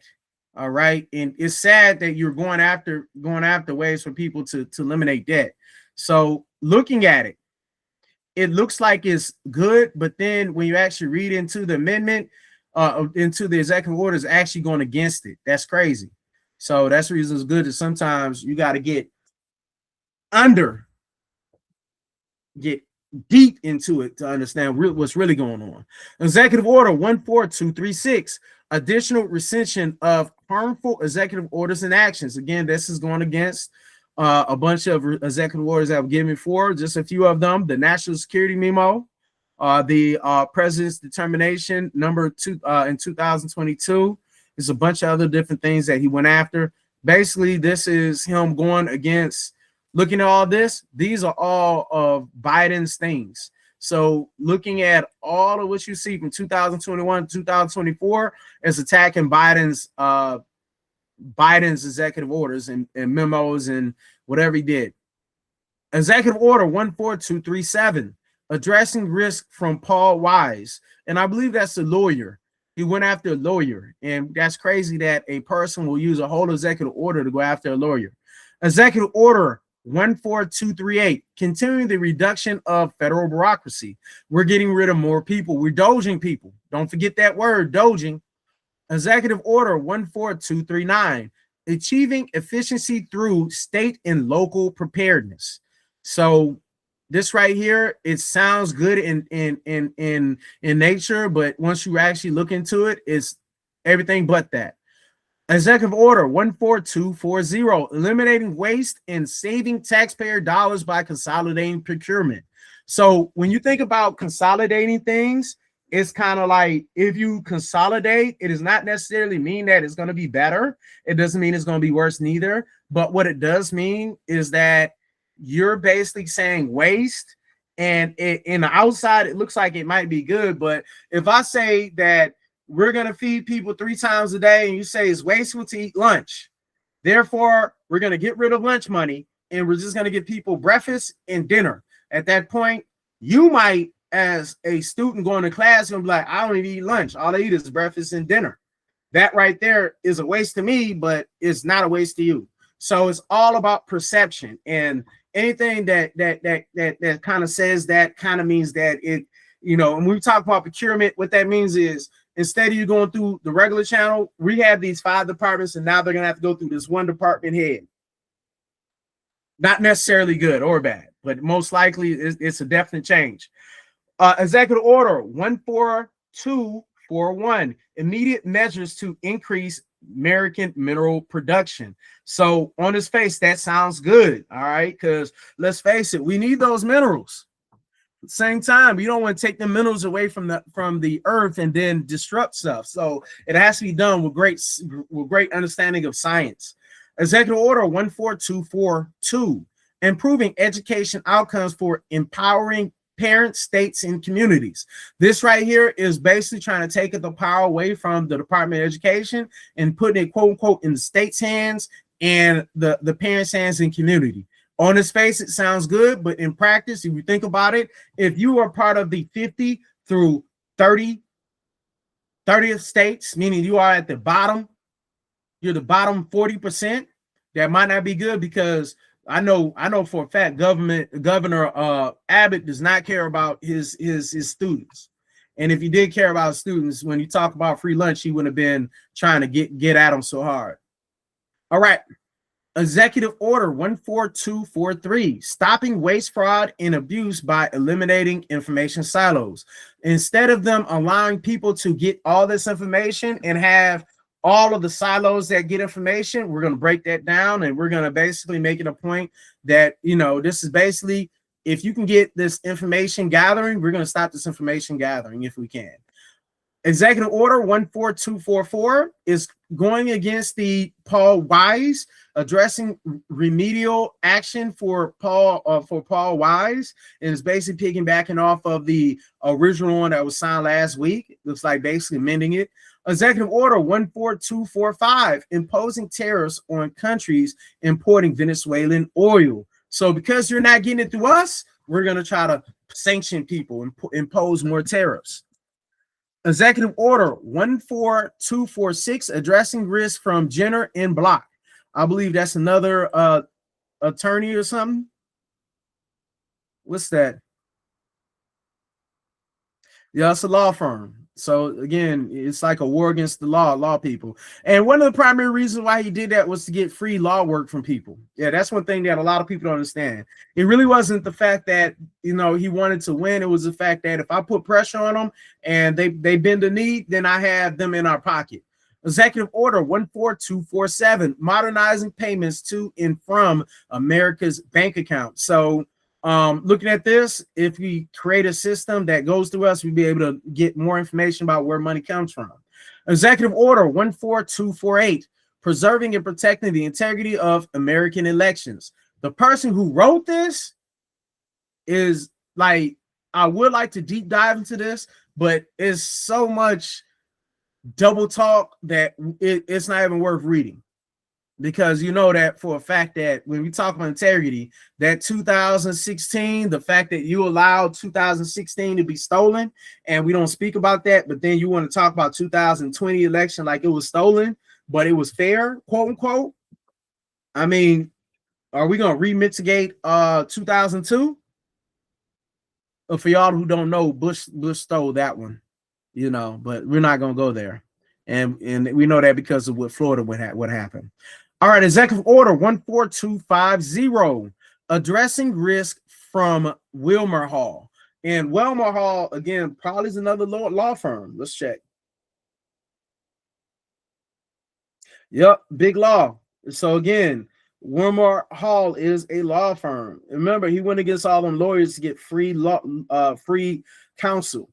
Executive Order 14251, exclusions from federal labor management relations programs. So this is creating more exclusions for the federal law, federal labor management relations program. So that was trying to revise that. Executive Order 14253,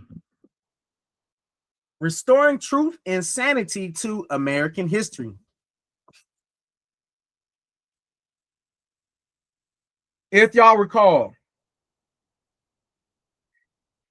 President Trump went into one of the old historical museums. I forgot which one he went to. And he's seeing an enslaved man with marks on his back. All right. And because it sickened him so much, he wanted to change that. And he felt that I should not feel ashamed that people got whipped like this.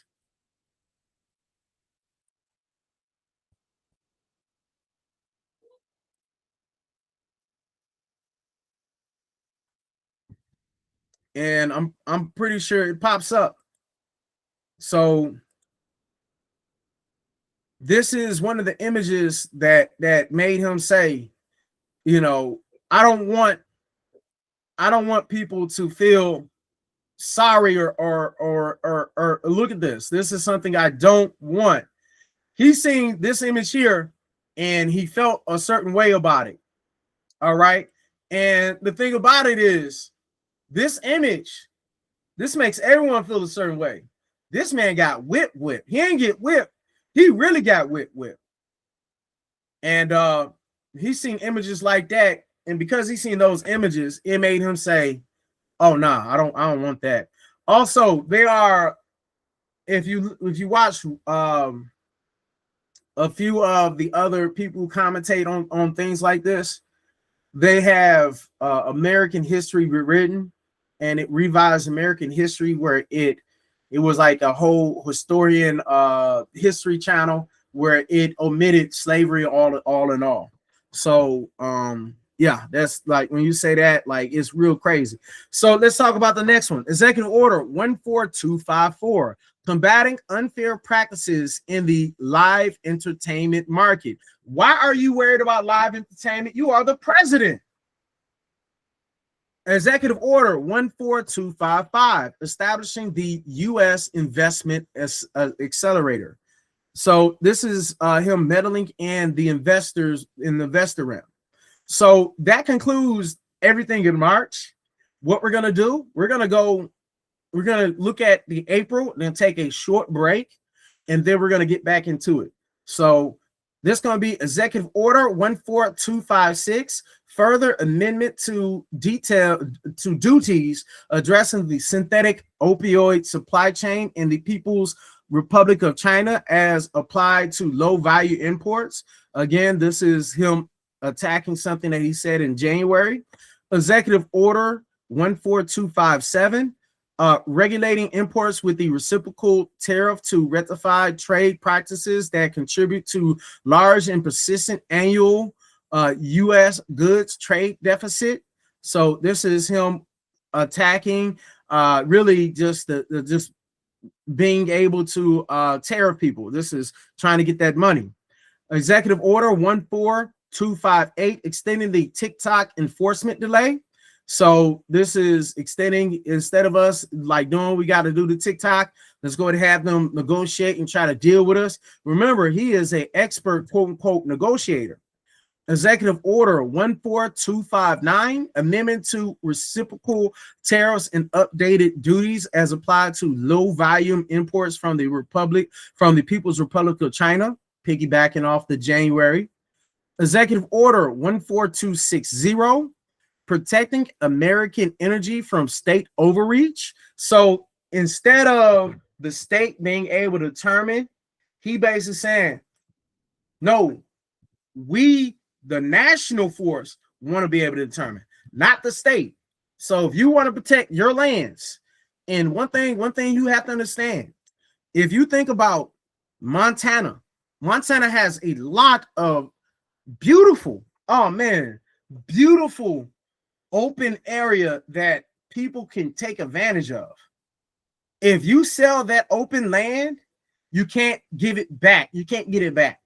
And it's the same thing when we talk about just even with the energy, depending on how they extract it. The state should be able to, it's like one moment you're saying the state should have all this power, the next moment you say they shouldn't. Make up your mind.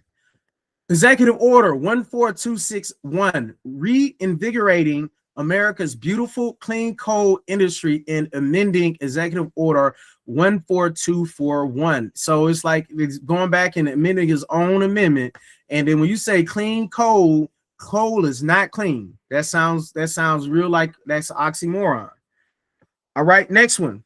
Executive Order 14262, strengthening the reliability and security of the U.S. electrical grid. So I have to say it is important to secure it. And I say that because if y'all remember, it was an incident that happened in Texas where the grid went down and Ted Cruz ran. He ran from it and then came back. And it's kind of crazy how he did that because, you know, if the electrical grid was better, then it wouldn't have happened the way it did. A lot of people lost a lot of their house value and a lot of bad things happened to their roofs because of it. Texas is not built for any kind of snowstorms, but please believe them snowstorms can happen anywhere in the world. Executive Order 14263, addressing risk from Susan Godfrey. Why are we going after individuals again? So Godfrey, yep, it's a law firm. So this is going after the lawyers again. Executive Order 14264, maintaining acceptable water pressure in shower heads.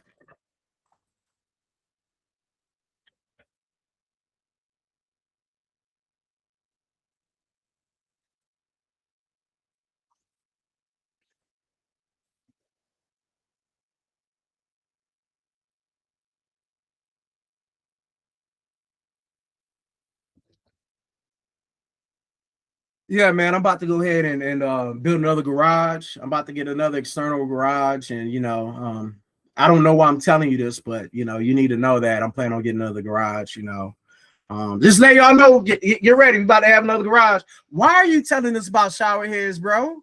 What are you? I'm just saying, like, it is beyond me, bro. Shower heads? We really talk about shower heads?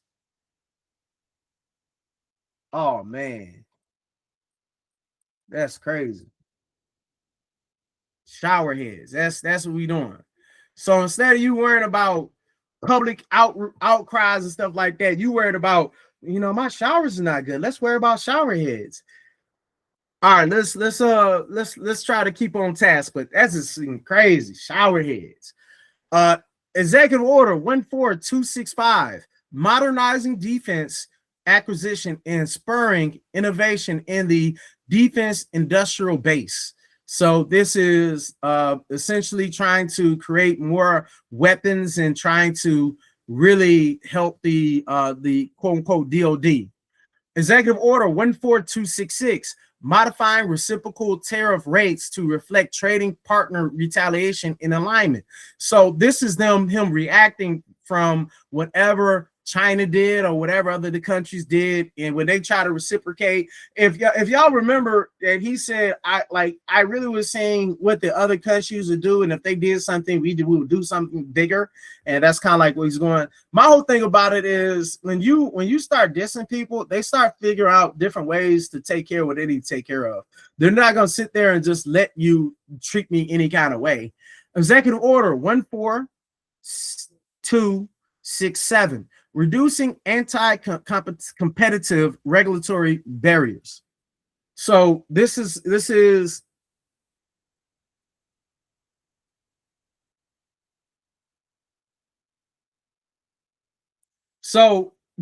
basically helping out the big people.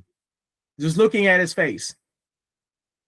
If you're Walmart, you should not have to worry about any other small company. That's what it looks like.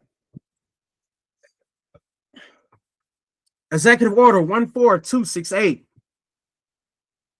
Reforming foreign defense sales to improve speed and accountability.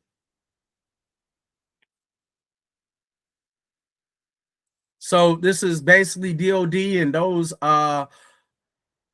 arms dealers having more help to sell war.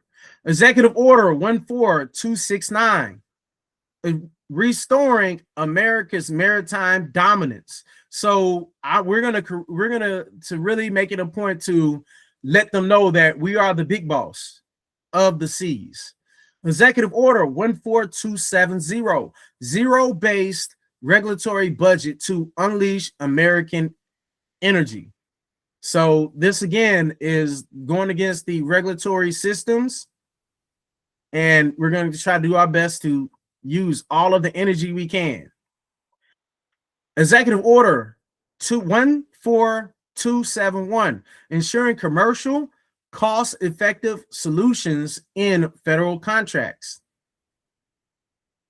So this is him putting his 2 cents in those federal contracts that are already been out, and he basically wants to eliminate those that he felt that were a waste, aka Doge. That looked like Doge's fingerprints all over that.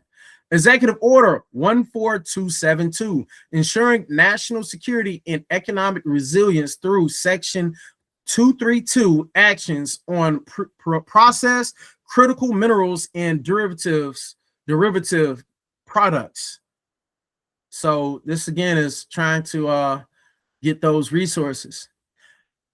Executive Order 14273, lowering drug prices by once again putting Americans first. You cannot do that with an executive order. You actually have to go and talk to the drug companies to make that happen. There is no reason to make an executive order that's going to do that, because it makes no sense to write that as executive order. But at the same time, it's like a wish list, and then you go against what you're saying by going against the ACA. Executive Order 14274, restoring common sense to federal office space management.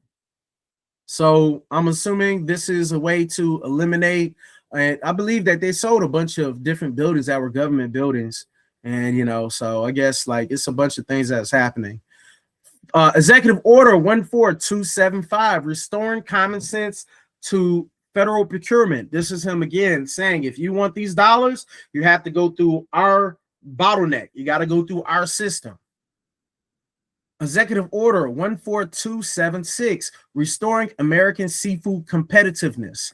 You cannot do that with an executive order. What you do that with is allowing those people who are fishers to be able to go out there and sell their products. It just makes no sense to ask that. You have to actually, it's more than just writing it down. You have to have other policies to make that happen. Executive Order 14277, advancing AI education for American youth. So this is where, if you remember, Linda McMahon said OWL is going to have, going to do it. And OWL was referring to AI. So this is basically saying we're going to have AI teach the kids. That's basically essentially what was attempted to happen when he said that. Executive Order 14278, preparing Americans for high-paying, skilled trade jobs for the future. So my whole thing about trades is great. I'm one of the first people to say you should go and get a trade before you go get a college degree. That's one thing I tell everybody. Work with your hands before you get a degree, because therefore you have some kind of ability to fix stuff around your house. The last thing you want to do is to have somebody who's quote unquote worth $500,000, but they can't change a light bulb on their own. What's going to happen is they're going to have to pay someone to change a light bulb because they are so skilled deficient when it comes to those trades. All right. Let's move to the next. Executive Order 14279, reforming accreditation to strengthen higher education. So, reforming meaning that they're going to change what it means to be accredited. So that don't necessarily mean that it strengthened it. That just mean that we're going to make some different policies. I want you to change it up, Linda McMahon. Executive Order 14280, reinstating common sense school discipline policies. Well, I don't see you putting that paddle back in there. All right. So when it comes down to school disciplines, that means a lot. So who knows what common sense school discipline means? Executive Order 14281, restoring equality of opportunity and meritocracy. Meritocracy. So when we talk about merit-based and opportunities equality, really and truly, in practice is not as good as in theory. In theory, if you're the best, you should get the job. But let's say the best person is Indian, or from India. The person from India who comes here, they might be the best, they might not get the job because people can't stand their accent. So therefore, I'm not going to hire you because of the accent. But you are really the best. You really know the most, but you don't have the opportunity. You have all this proven history. But because we don't like your accent, we're not going to put you in that position. That merit stuff sounds good, but in practice, it's not done. All right. Executive Order 14282, transparency regarding foreign influence at American universities. Again, when you think about the concept, this is another way to take the people that are not from America and to make them the enemy. All right. If you are from another country and you come here, we want you just Americanized. We don't want you to come out and bring you the best what you got over here. But in theory, but really and truly, that's what makes America great. We are a nation of immigrants. People come, it's like if we only had to eat European food, this place wouldn't be as great because we wouldn't be as happy. I love being able to go to get some Thailand food from Thailand. I love the fact I can go to Korean barbecue. I love the fact I can go to Mexican food. I love the fact I can get some Caribbean food. I love the fact we can get so many different flavors of food. That's what makes America so great. It's a melting pot. That's the reason why I feel like we're so great. And then you have all these different people come in, and granted, if you're not going to make an American, African American is not picking nothing. We're not going to go out there to the fields and work $11 an hour. You're not going to have it. We're not going to have it. A lot of us have a lot of degrees and certifications, which we like to use. But only problem is when you are out here on the mercy of the people who can't stand you, that's where that merit-based stuff go out the window. All right, next one.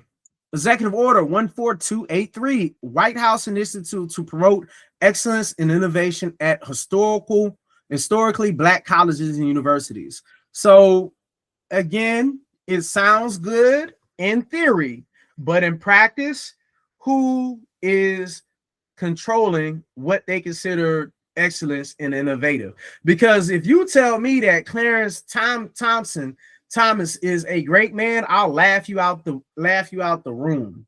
If you really over here trying to tell me Clarence Thomas is a great Black person who's better than MLK, or Ben Carson is a great role model. And I'm really quoting Charlie Kirk, because Charlie Kirk was one who said that those two people were better than MLK. He said MLK was nothing. He said MLK was not worth talking about. But then he glorified those two men as good people that black people should follow. It's basically saying you need to be a token. Don't have your own identity. Don't have your own pride. All right, Executive Order 14284, strengthening probationary periods in the federal service. So that really sounds good, because really and truly, you know, if they really did strengthen it, in theory, you know, there'll be a lot of different jobs that were got rid of that wouldn't have got rid of. So that do sound good. Executive Order 14285, unleashing America's offshore critical minerals and resources. All right, so that's kind of like in line with Alaska. Executive Order 14286, enforcing common sense rules of the road for America's truck drivers. This is one of those things where remember that he was a new rule for the truck drivers that if you did not speak English, that they get rid of you. And then it's like, I'm not exactly sure everything that entails, but I do remember that one rule that was in there. Yeah, proficiency in English. Then after that, designated should be non-negotiable. They should be able to read and understand. So this is basically just saying, like, if you don't understand English, you don't need to be a part of it. All right. That's really what that is. If you can't read and write English, you should not be a truck driver in America. That's what that one was. I see good and bad in that. Executive Order 14287, protecting American communities from criminal aliens. There are more criminals that are domestic than from different countries. Granted, the cartel ain't nothing to play with. At the same time, I'm not worried about the cartel coming to my house. That's something I'm not worried about. One reason I'm not worried about, because I don't do or deal drugs like that, so I'm not worried about that. The next one, Executive Order 14288, strengthening and unleashing America's law enforcement to pursue criminals and protect innocent civilians. Let's go ahead and give them amenity. What's that called? Where, you know, we're going to basically let the law people do what they do, and we're going to give them the ability to do it. And if they do it, they're not going to be tried like they actually need to care about human life. It was an accident. You know, that's all it was. If you get shot, it was an accident. You know, that person's going to be able to go back to work the next day. That's basically what that attempted to do. Executive Order 14289, addressing certain tariffs on imported articles. So it was a revision of what he believed was needed to be tariffed and what wasn't. So this is what we're going to do. We're almost done, but we're going to take a 10-minute, 15-minute intermission, and we're going to come back. So with that being said, make it a point to comment, like, subscribe. Please do me a favor and go ahead, join up. We got more stuff coming on. Again, FDR is going to be one of the next ones we've done. If you would like to know more about the other executive orders that were given by other presidents, feel free to check out the library. For the most part, we had a bunch of different videos highlighting the good and bad, all the way from Richard Nixon, to Hoover, Woodrow Wilson. Basically, we have all the other presidents outside of a totality of this president, which we are getting to right now. So after this video, we are going to have the whole totality of 2025, but it is so important that we talk about it in great detail. And so that's one reason why it's like, hey, we're going to go through and talk more about the other ones. You know, 2016 to 2020 has already been done.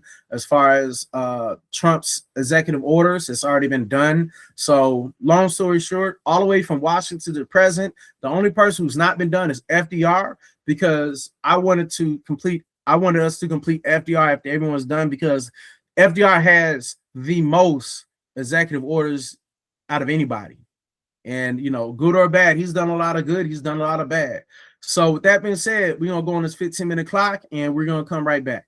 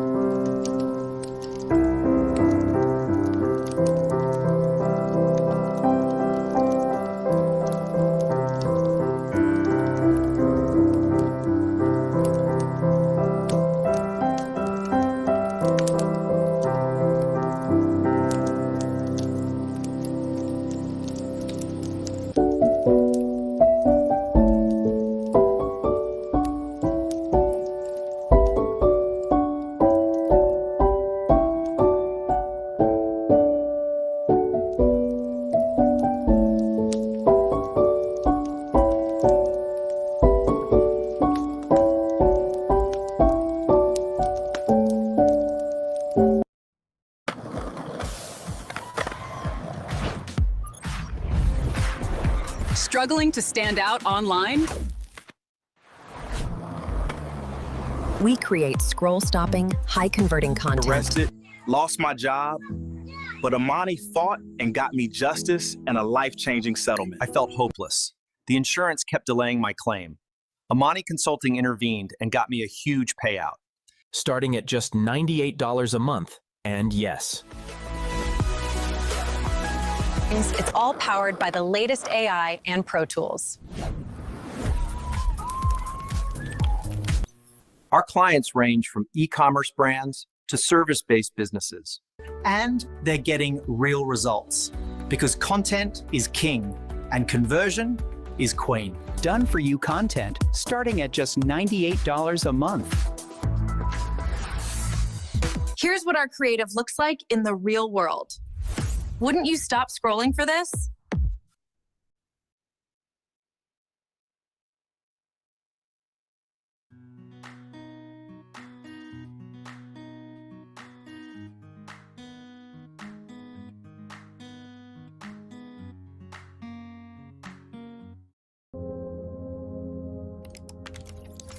We combine creative instinct with the latest AI tools.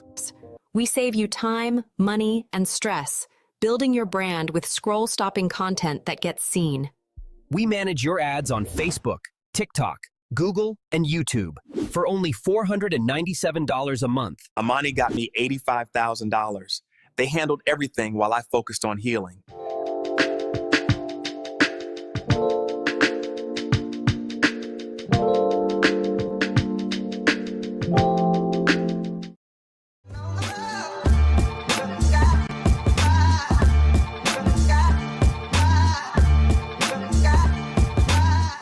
Want content that sells? Head to singlebizowner.com and let's build your brand today. Imagine being able to build an app with your name on it, just by thinking about it. Meet Base 44. The Department of Justice today is defending it.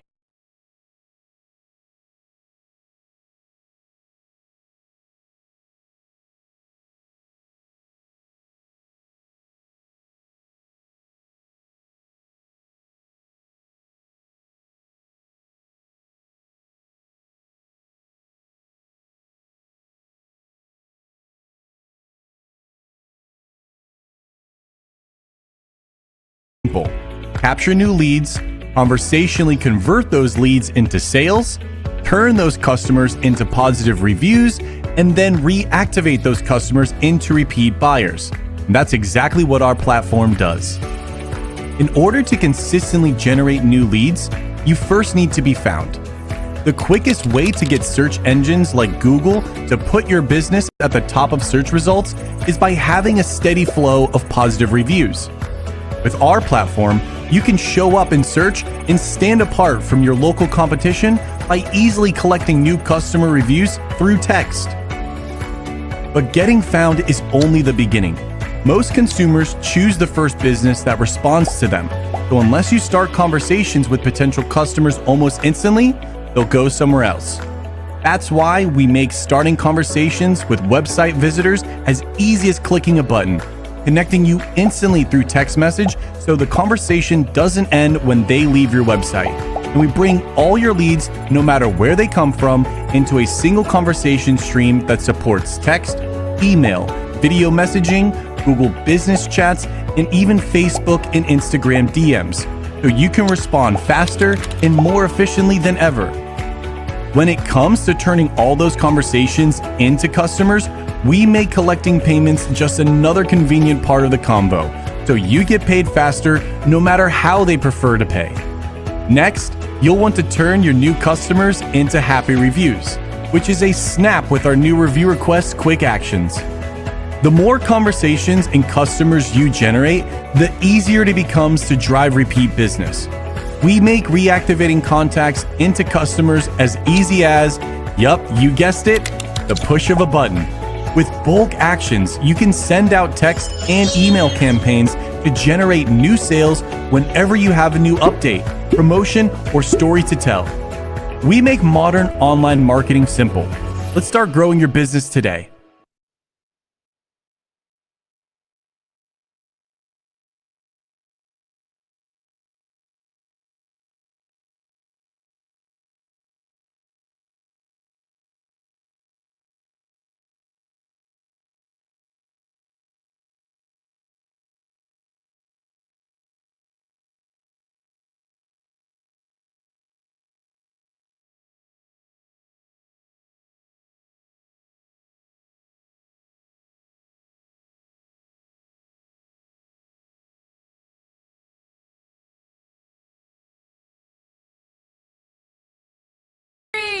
hurt yourself. I've got this. It's just. Call Richmond Tree. You're gonna hurt yourself. I've got this. It's just one branch. Oh no!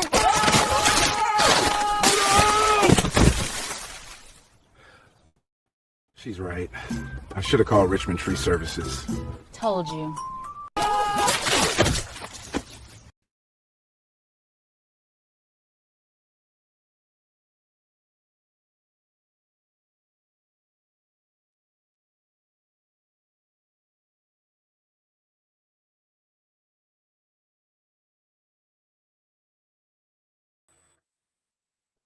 Hey, what's going on? You're back with Email, and this is for democracy. One of our sponsors is the Bomb Digital Media. I recommend for all of your all-in-one business needs, go ahead and talk to them, call them. Their number is 404-905-1741. Again, it is 404-905-1741. If you need an automated voice as far as a AI conversation bot that be able to pick up or send calls, if you need some kind of website that is more interactive, they're the people to talk to. If you like videos to be produced, they're the people to talk to. If you need a system to be built for your business, they are the people to talk to. I highly recommend you go and talk to them. Again, that's the Bomb Digital Media. Go ahead and make it a point to go see what they got going on.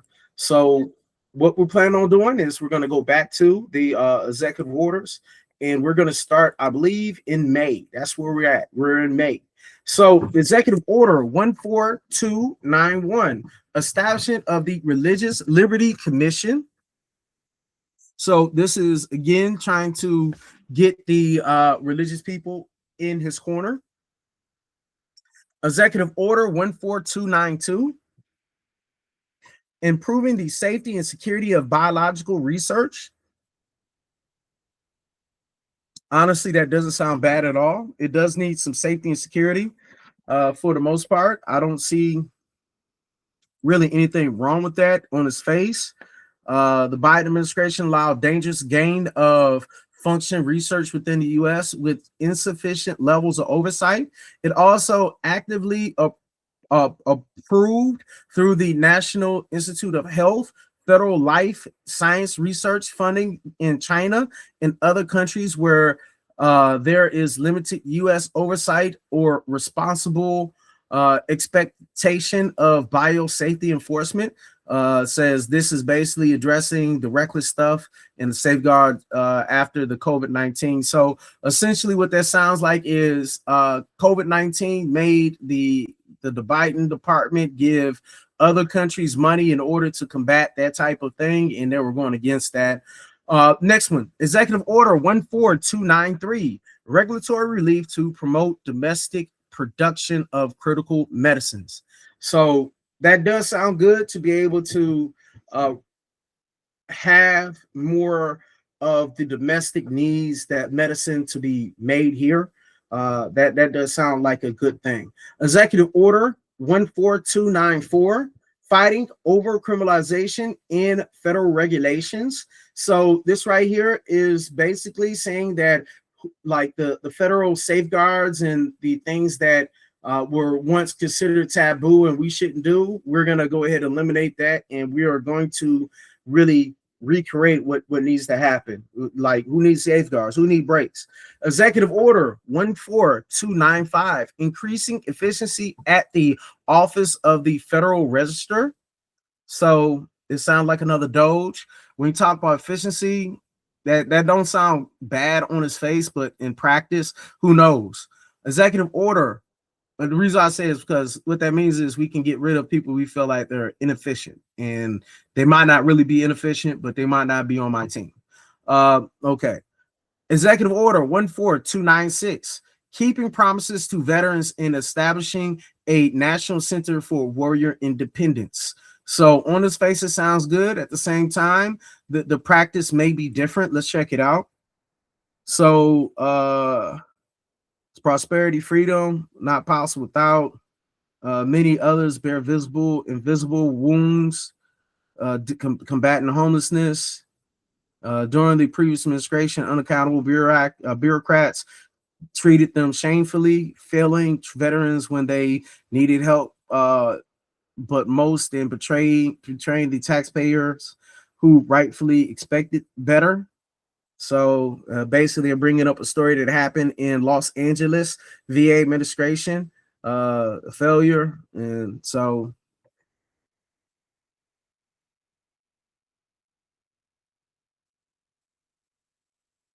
this is basically talking about access for the vets. So on his face, that don't sound bad. Executive Order 14297, delivering most favored nation prescription drug pricing to American patients.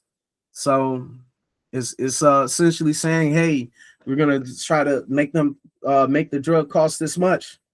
Executive Order 14298, modifying reciprocal tariff rates to reflect discussions with the People's Republic of China. Again, this is piggybacking off of everything that was happening since January, adding more stipulations. Executive Order 14299, deploying advanced nuclear reactor technologies for national security. So when we talk about nuclear reactors, let's not forget about Chernobyl, and then let's not forget about the dangers that can happen with nuclear power when it's not regulated correctly. Executive Order 14300, ordering the reform of the Nuclear Regulatory Commission. So this is basically just a reform of the regulatory agency that looks over the nukes. Executive Order 14301, reforming nuclear reactor testing at the Department of Energy. So what they're doing is, I believe that they did more tests, and they're trying to test how the nuclear bombs work again. And then we talk about nuclear energy, things of that nature. We already know that nukes ain't good, so why are you even experimenting like that? But hey, when you got power, who cares about the little people? Me little, you big. Shut up, little man. Okay. Executive Order 14302, reinvigorating the nuclear industrial base. Basically, he's trying to make us back into a nuclear people. You remember that he had a whole speech where he said the two N words you should not say. That he said the nuclear word a bunch of times, and the N word was the nuclear. All right. So Executive Order 14303, restoring gold standard science. So looking at that, it is over the last 5 years, confidence in that scientists act in the best interest of public has fallen significantly. Researchers in science, technology, engineering, mathematics, STEM, believe science is facing a reproducibility crisis. The falsification of data by leading researchers has led to high-profile retraction of federal funded research. All right, promote a highly misleading manner. Previously centered disease and control and prevention issue. Restrictive and burdensome reopening conditions led many schools to remain at least partially closed, resulting in substantial negative effects on education outcomes. Even though the best available scientific evidence showed that the children were unlikely to transmit or suffer serious illness or death from the virus, and that opening the schools with reasonable mitigation measures would have only minor effects on transmission. So basically he's saying that we should never even close the schools. There's a little bit to this. I mean, I really like, my thing is, it's like it's so cheap, but moving on. Executive Order 14304, leading the world in supersonic flight. So he's basically saying we're now in June. So it's basically saying we need to try to get faster. We need to get faster. That's kind of like what they're saying. Executive Order 14305, restoring American airspace sovereignty. So again, we are looking to become the air police. Executive Order 14306, sustaining select efforts to strengthen the nation's cybersecurity and amending Executive Order 13694 and Executive Order 14144. And those orders were in 2015 as well as 2025. So it amended two of I guess one that was Obama's executive order, as well as one that was Biden's executive orders for whatever reason. Executive Order 14307, unleashing American drone dominance. So this is that effort to make the drones more affordable and be able to use more drones in warfare. If y'all recall, that was a conversation that was had around that time. And I believe that Pete Hegseth was even like he had a meeting about that with everyone about how the drones are going to be used. Executive Order 14308, empowering common sense wildfire prevention and response. I don't know whether that was dealing with because of California or not. Executive Order 14309, implementing the general terms of the United States of America, United Kingdom Economic Prosperity Deal. So this is having a deal with United Kingdom, dealing with that deal that they had apparently in 2018. Executive Order 14310, further extending the TikTok enforcement delay. So remember, he had a January 20, 2025, he had a executive order dealing with TikTok, and he's just basically delaying it, and he's basically making it a point to kick the can down the street. Executive Order 14311, establishing a White House office for special peace missions. So try to act like an humanitarian for once. Okay, all right. This one page. Let's see what they're talking about. All right, so it says White House, in order to assist in bringing about the end of conflict and strife around the world, the Office of Special Peace Mission is hereby established within the White House office. The Office for Special Peace Missions shall be headed by a special envoy for peace missions who shall be appointed by the president. The special envoy for peace missions shall advance efforts amid at ending ongoing conflict abroad and shall work towards these ends to coordinate with the Department of State, the Department of Defense, and other relative executive departments and agencies. So, okay, so I thought Peace Corps is for that. You know, that has. Why are you gonna stop feeding people and then talk about special peace? That's beyond me. That went over my head.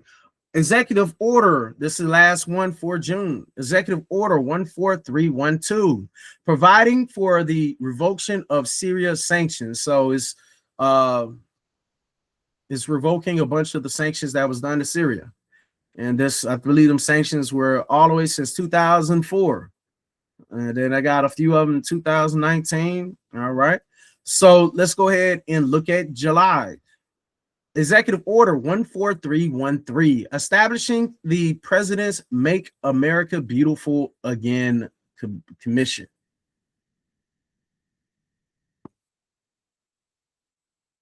All right, when we talk about this, it's talking about beautiful landscapes, abundant natural resources, and rich heritage of discovery by travelers and outdoorsmen.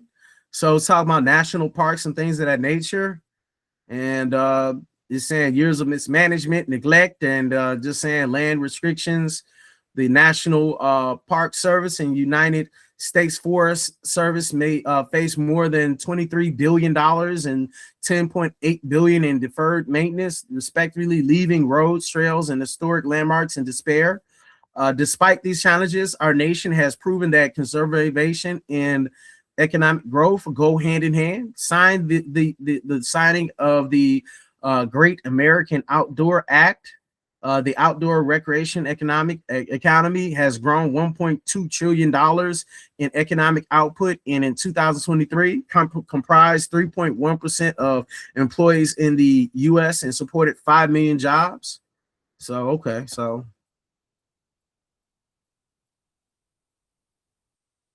the next one, Executive Order 14314, Making America Beautiful Again by Improving Our National Parks, is basically kind of redundant. Executive Order 14315, Ending Marketing Distorting Subsidies for Unreliable Foreign Controlled Energy Sources. So it's trying to end the subsidies for the foreign controlled energy sources that we may be getting or they may be getting from us. Executive Order 14316, extending the modification of the reciprocal tariff rates. Remember that he put them tariff rates out there that really has killed a lot of our businesses, but we don't talk about that. Executive Order 14317, creating Schedule G in the expected services.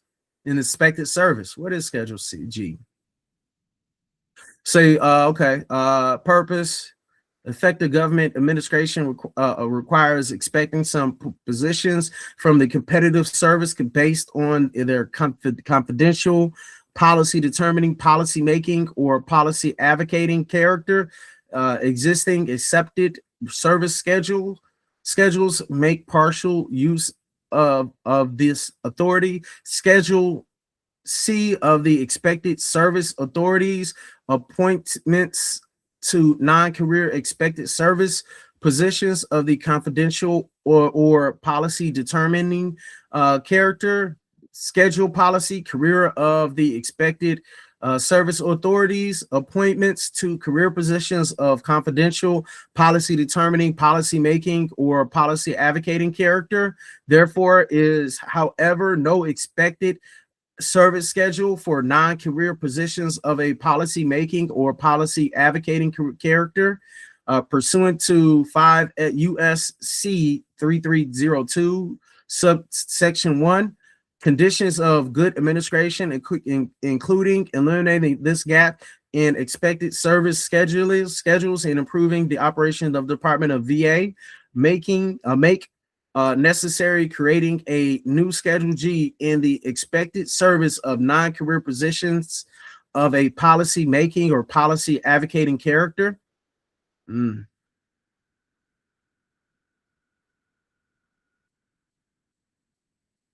Executive Order 14318, accelerating federal permitting of data center infrastructure.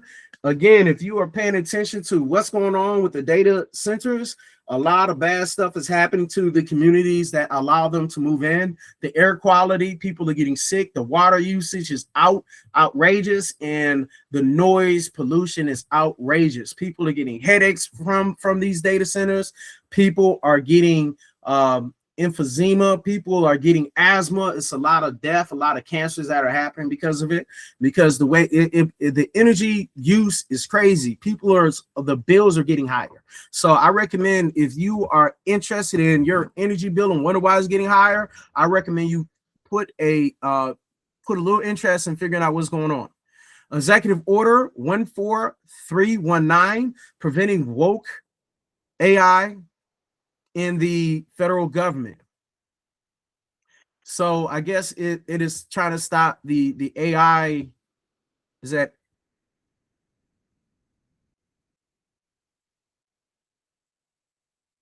yeah, so it's basically trying to make sure that the AI models is not biased or not not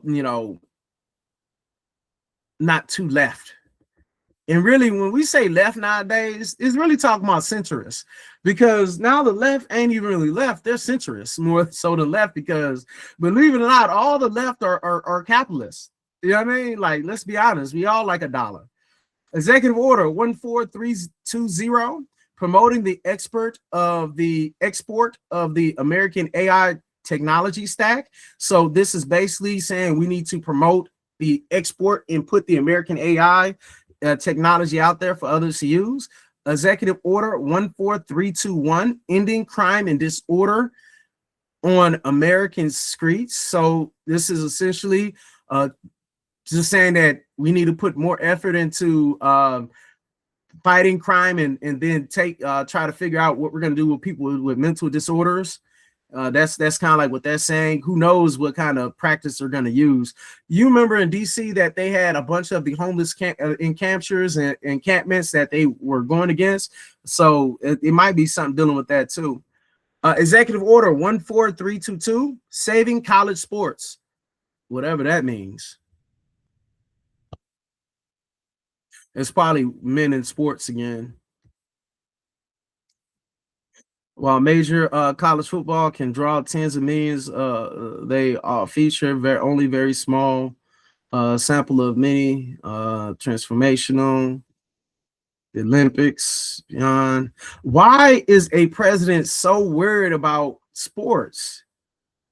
That kills me. Why are we worried about sports? Executive Order 14323, addressing threats to the U.S. by the government of Brazil. So we are basically alienating our allies again. Executive Order 14324, suspending duty-free de minimis treatments for all countries. I'm not exactly sure what that pertains.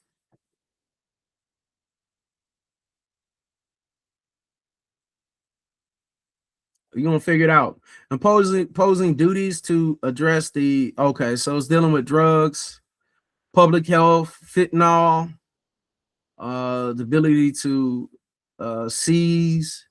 So that's the reason why it's good to kind of look into this. So it's basically attacking the north and south borders. So this is basically piggybacking off of the war against quote drugs that has been going on. Executive Order 14325, amendment to duties to address the flow of illicit drugs across our northern border. So that's basically piggybacking off of the February and the April executive orders. Executive Order 14326, further modifying the reciprocal tariff rates. So he's basically changing it. Remember at one point he said double tariffs on certain things, and then after he realized iPhones will cost so much more and Americans can't make iPhones the way that other countries can for the price, things change. Executive Order, this is the last one of July. Executive Order 14327, President's Council on Sports, Fitness, and Nutrition, and the reestablishment of the presidential fitness test.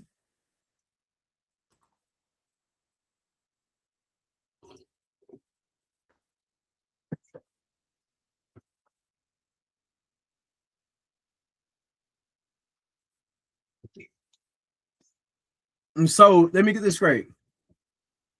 You can't do sit-ups. You probably can't even do 5 push-ups. You can't do 1 pull-up. But you are over here talking about the presidential fitness test? Off the gas, man. That's crazy.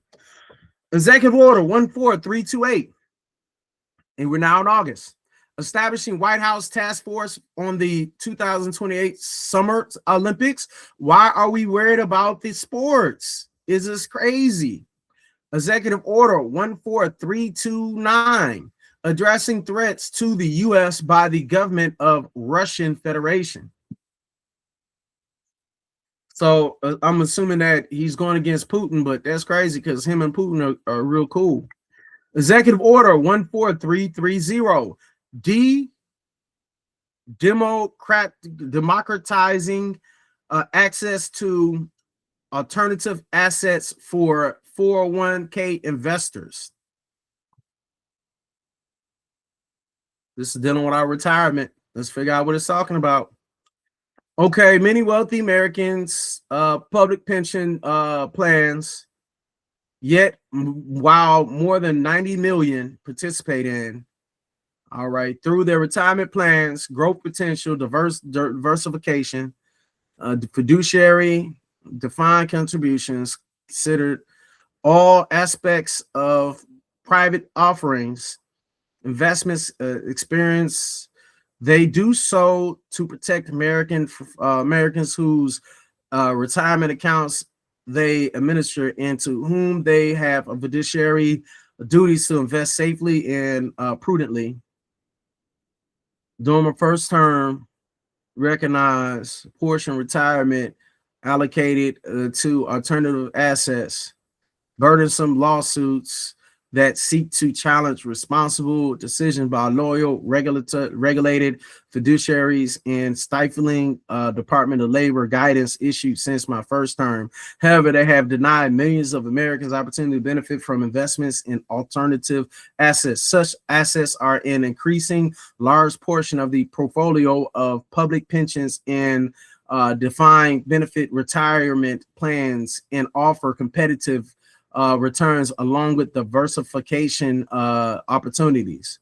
So a combination of regulatory overreach and encouragement of lawsuits filed by opportunistic trial lawyers has stifled investment on innovations in largely regulated 401ks and other defined contribution retirement plan participants to to assets classes whose returns lack the very same long-term net benefits allowed for and achieved by public pensions plans and other institutional investors. My administration will relieve the regulatory burdens and litigation risk that impede American workers' retirement accounts from achieving the competitive returns and asset diversification necessary to secure a dignified, comfortable retirement. So this is him, quote, quote, trying to help it. I don't know if it's really gonna help or not. I'm always, I'm not really an optimistic person. I'm very pessimistic. I question things. That's something I do. I can't just sit there and just eat whatever it is and say it's sugar. All right. Executive Order 14331, guaranteeing fair banking for all Americans. That sounds good on its face, trying to regulate them banks. Executive Order 14332, improving oversight of federal grant making. So he's basically going to tighten up what grants are given to who and for what. Executive Order 14333, declaring a crime emergency in the to the District of Columbia. This is him trying to justify him putting the troops on boots on ground. You remember it was boots on ground. I believe that was in August. Around that time, August, September was boots on ground in DC. Executive Order 14334, further modifying reciprocal tax rates to reflect ongoing discussions with the People's Republic of China. Again, those are tariffs and dealing the tariff wars again. Executive Order 14335, enabling competitive competition in the commercial space industry. So this is basically him trying to help out Elon Musk and all those people try to get to the Mars. Elon Musk wants to live on Mars. Why are we worried about a person who don't even want to live on this planet? Executive Order 14336, ensuring American pharmaceutical supply chain resilience by filling the strategic active pharmaceutical ingredients reserve. So I'm pretty sure that's basically him trying to fill up the past reserve and trying to regulate the pharmaceutical supply chain that we have currently. Executive Order 14337, revocation of executive order on competition. So this is a executive order that was written by Biden that was basically rescinded or revoked, quote unquote, and he had it in July 9th, 2021. So it was just basically saying something about competition. Let's get rid of that. Executive Order 14338, improving our nation through better design. So I'm not exactly sure what he was trying to do as far as making a better design. I know one thing, that White House getting reconstructed, I don't think that's a better design for the people. Now for the rich donors, yeah, sure. Executive Order 14339, additional measures to address the crime emergency in the District of Columbia. Okay, so he's basically trying to put more boots on ground and trying to regulate. And I had a debate with my bro. My bro, he really likes Trump. And I had a conversation with my bro, and I talked to him about just the fact that, you know, he was like, well, I feel safer about going to DC. And I was explaining to him, is it about the people who visit, or is it about who people who live there? Who means more, the people who visit a place or people who live there? And my point was, the people who live there means more than the people who visit. That's kind of like, you know, the people living in your house mean more than the guests. Now, the guests might feel like they mean more at that moment in time, but once they're there about 4 days, they're no longer guests. Move on. Let's move on. Executive Order 14340, measures to end cashless bail and enforce the law in the District of Columbia. So when we think about bail, and we think about you having to put money to get out, only the rich benefit from cashless bail. I mean, only the rich does not benefit from cashless bail. The people who benefit from cashless bail are the people who might not have no money at all. So this is essentially a way to allow those who don't really have to stay locked up. And it is a way to make money off of people. You really got to think about it. If you have the money to get out, then you're able to pay your way out. But if you don't have no money, then you're going to stay there. That don't mean you're not going to do as much crime. In fact, if you're rich, that probably means you're going to do more crime. Why? Because you ain't got to stay there. But if it's cashless, or it's not a matter of who has what money, then at that point, the rich and poor will have the ability to do just as much crime. But right here, all this is saying is, if you ain't got the money, you shouldn't do no crime. If you got some money, you can do some crime. That's what that symbolizes to me. All right. And again, remember, this is his war against DC, trying to make DC the place that he wants. Like he really wants DC to be for the elites only. He don't want to see poor people. He don't want to see people who don't really ride with him. And DC is a place where, you know, again, the people who live there should be more than people visit. Executive Order 14341, prosecuting burning of the American flag. There have been a few incidents where people have burned flags, and in the past they've had conversations saying that it is just a statement. It's not really a super big crime, but he's making it a point to say it's a crime and you shouldn't do it. You really shouldn't. I would never really burn the flag like that. That's something I wouldn't do. I burn a red hat all day, but me burning the flag, that's something I just can't imagine myself doing.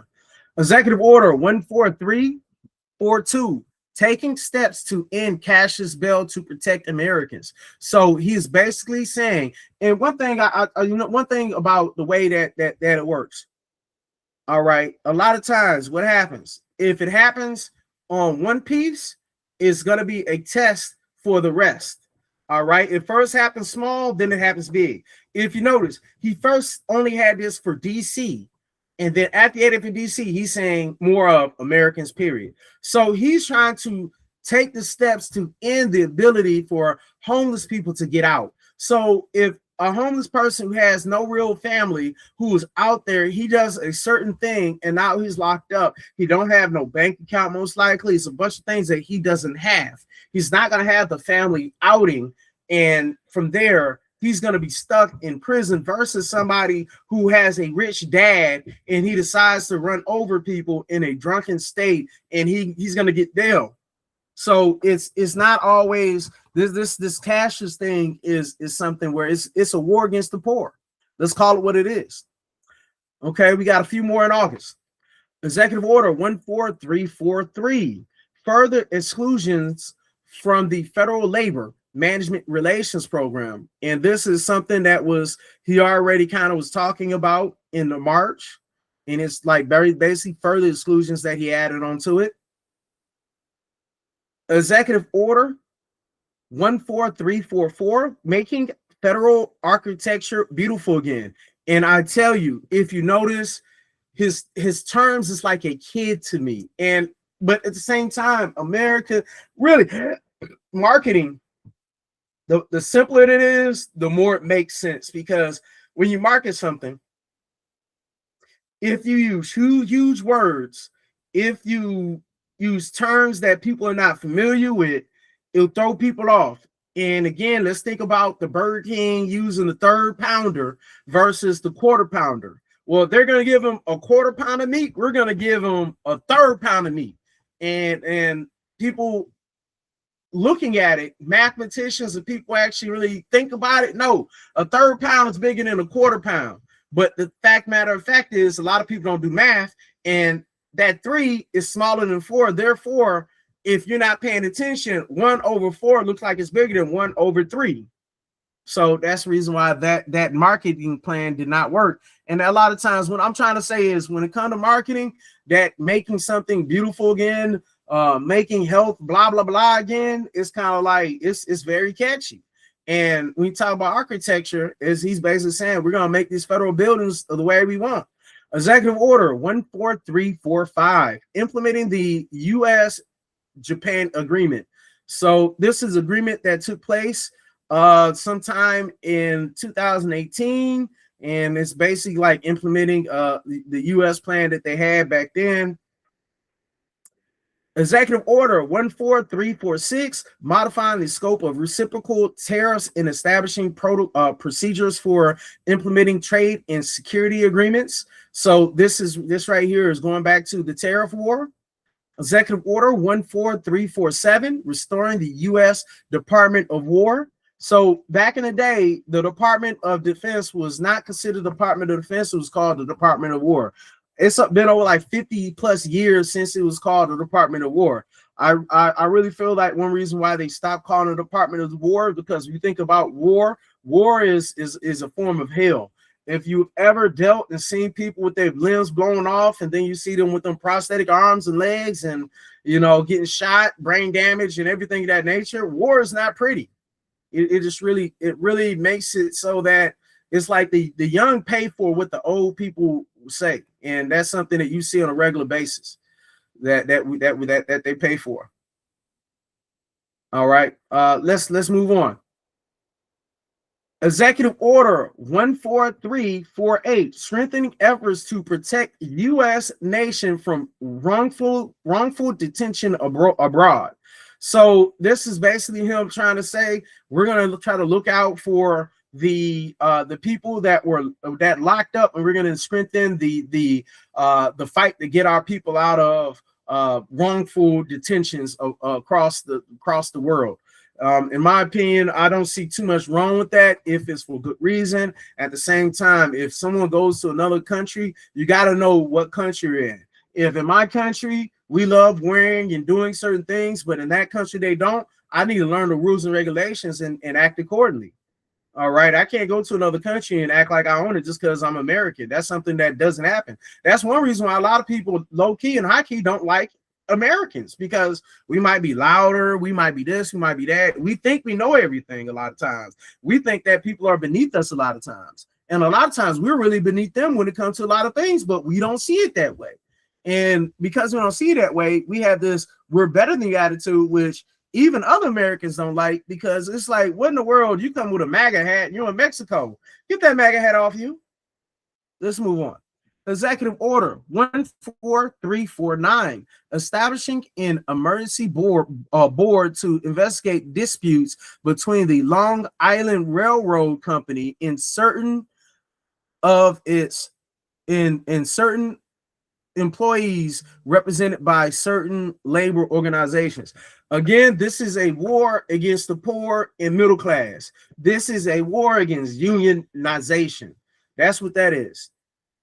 Executive Order 14350, further extending the TikTok enforcement delay. Again, this is kicking the can down the road. Let's move on. Executive Order 14351, the gold card. Instead of the green card, people coming in for their merit and them being good people and their character, we're going to make it so that if they pay $1 million or a lot of money, then they can come in. This is a money play. All right. If y'all weren't paying attention, that's all this is. This is, if you pay, you can come in. If you don't pay, you can't come in.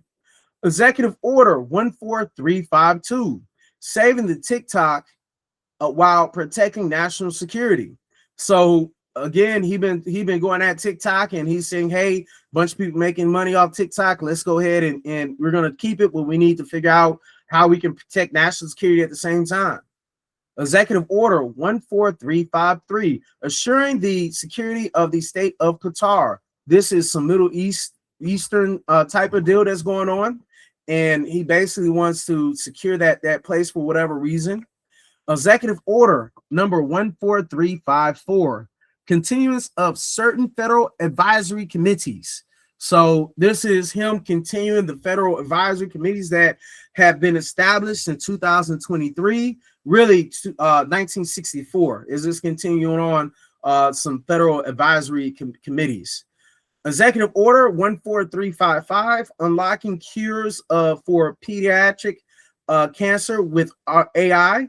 So this is him trying to use AI in order to figure out cures for the pediatric cancer. Executive Order 14356, ensuring continued accountability in federal hiring. This probably goes with that Doge. He's basically trying to figure out a way to really have different ways to grade people getting into the federal workforce. Executive Order 14357, modifying duties, addressing the synthetic opioid supply chain in the People's Republic of China. Again, that's going against the Chinese Republic again. He has a war against them for whatever reason. Some mental thing about it, I guess. Executive Order 14358. This is all in November. Well, actually, a bunch of them was in October. Now we're in November. Modifying reciprocal tariff rates consistent with the economic and trade arrangement between the U.S. and the People's Republic of China. Again, a war against China. Executive Order 14359, fostering the future of American children and families. So it's basically, if y'all don't know, this is history.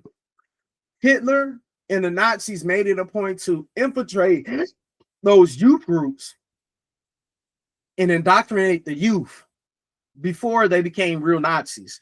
And in order to influence the future, is best to really mold the kids.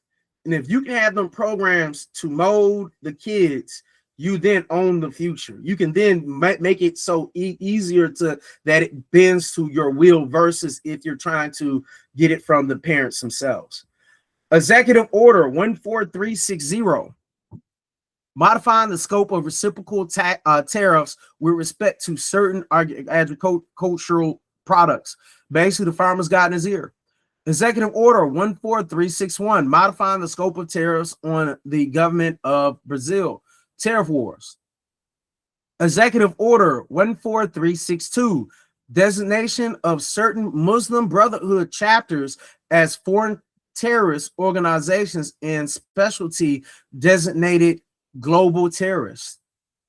So it's a war against those who are not Christian. Executive, the thing is, if you like, the thing about like religion is if you say everyone who does not believe what I believe is a demon, therefore if you don't believe what my God believes, you are evil, it just makes it so easy to discredit that person even if they're a good person.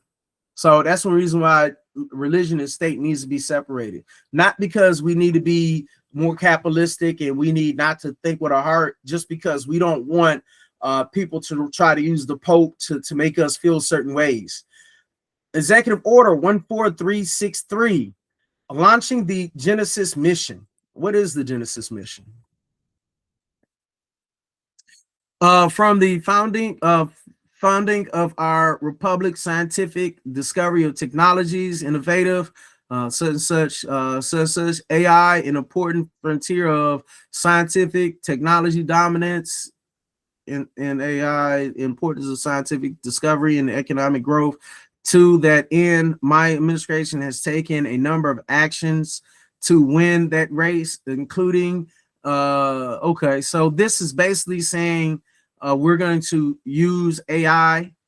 This order launches the Genesis mission as a dedicated, coordinated national effort to unleash a new age of AI, accelerated innovations and discovery that can solve the most challenging problems of the century. The Genesis mission will build an integrated AI platform to harness federal scientific data sets, the world's largest collection of such data sets, develop our decades of federal investments to train scientific foundation models and create AI agents to test new hypotheses, automate research workflows, and accelerate scientific breakthroughs. The Genesis mission will bring together our nation's research and development resources, combining the efforts of brilliant American scientists, including those at our national laboratories, with pioneering American businesses.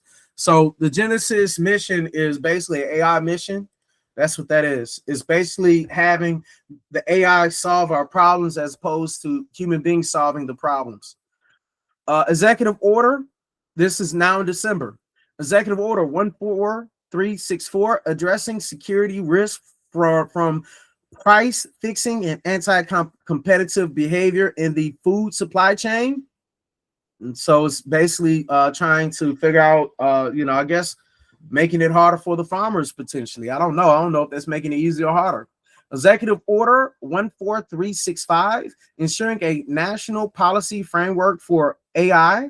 So this is basically saying that we need to have policies to really control the making and the production and use of AI.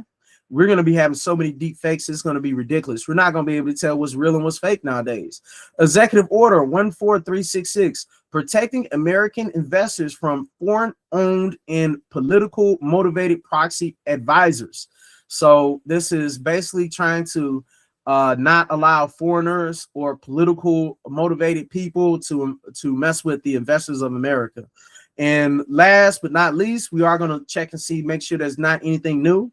Executive order 14367, designating fentanyl as a weapon of mass destruction.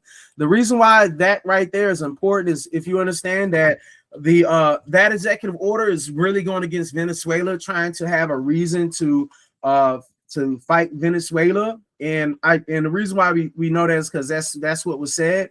And the thing that's crazy is most of the drugs coming from the South is not coming from Venezuela. It's more drugs coming from Canada than it is Venezuela. And the drugs that are coming from the South is not fentanyl. That's not something that is heavily done. So that's really crazy when you think about it, but that is where we're at. All right, I believe he had a few more that were given. So another place that you could find these presidential proclamations or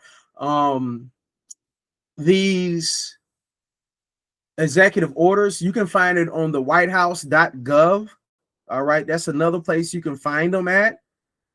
And let's go ahead and look more into the presidential actions. This is more up to date, but it does not have all of them all together, but it's more up to date than the Federal Register. All right, because if you notice when it said with the Federal Register, it stopped at December 15th. Why, if you look at this, it even has proclamations and that they're talking about. So another executive order will be increasing medical marijuana and cannabinoid research. This was in December 18th. That's another executive order that was put out. So it will be good to have medical marijuana to really help and really to decriminalize it. That'd be a good thing because there's a lot of people in prison for that. Wow. you know, it's really, we still have alcohol. Alcohol is so much worse than weed.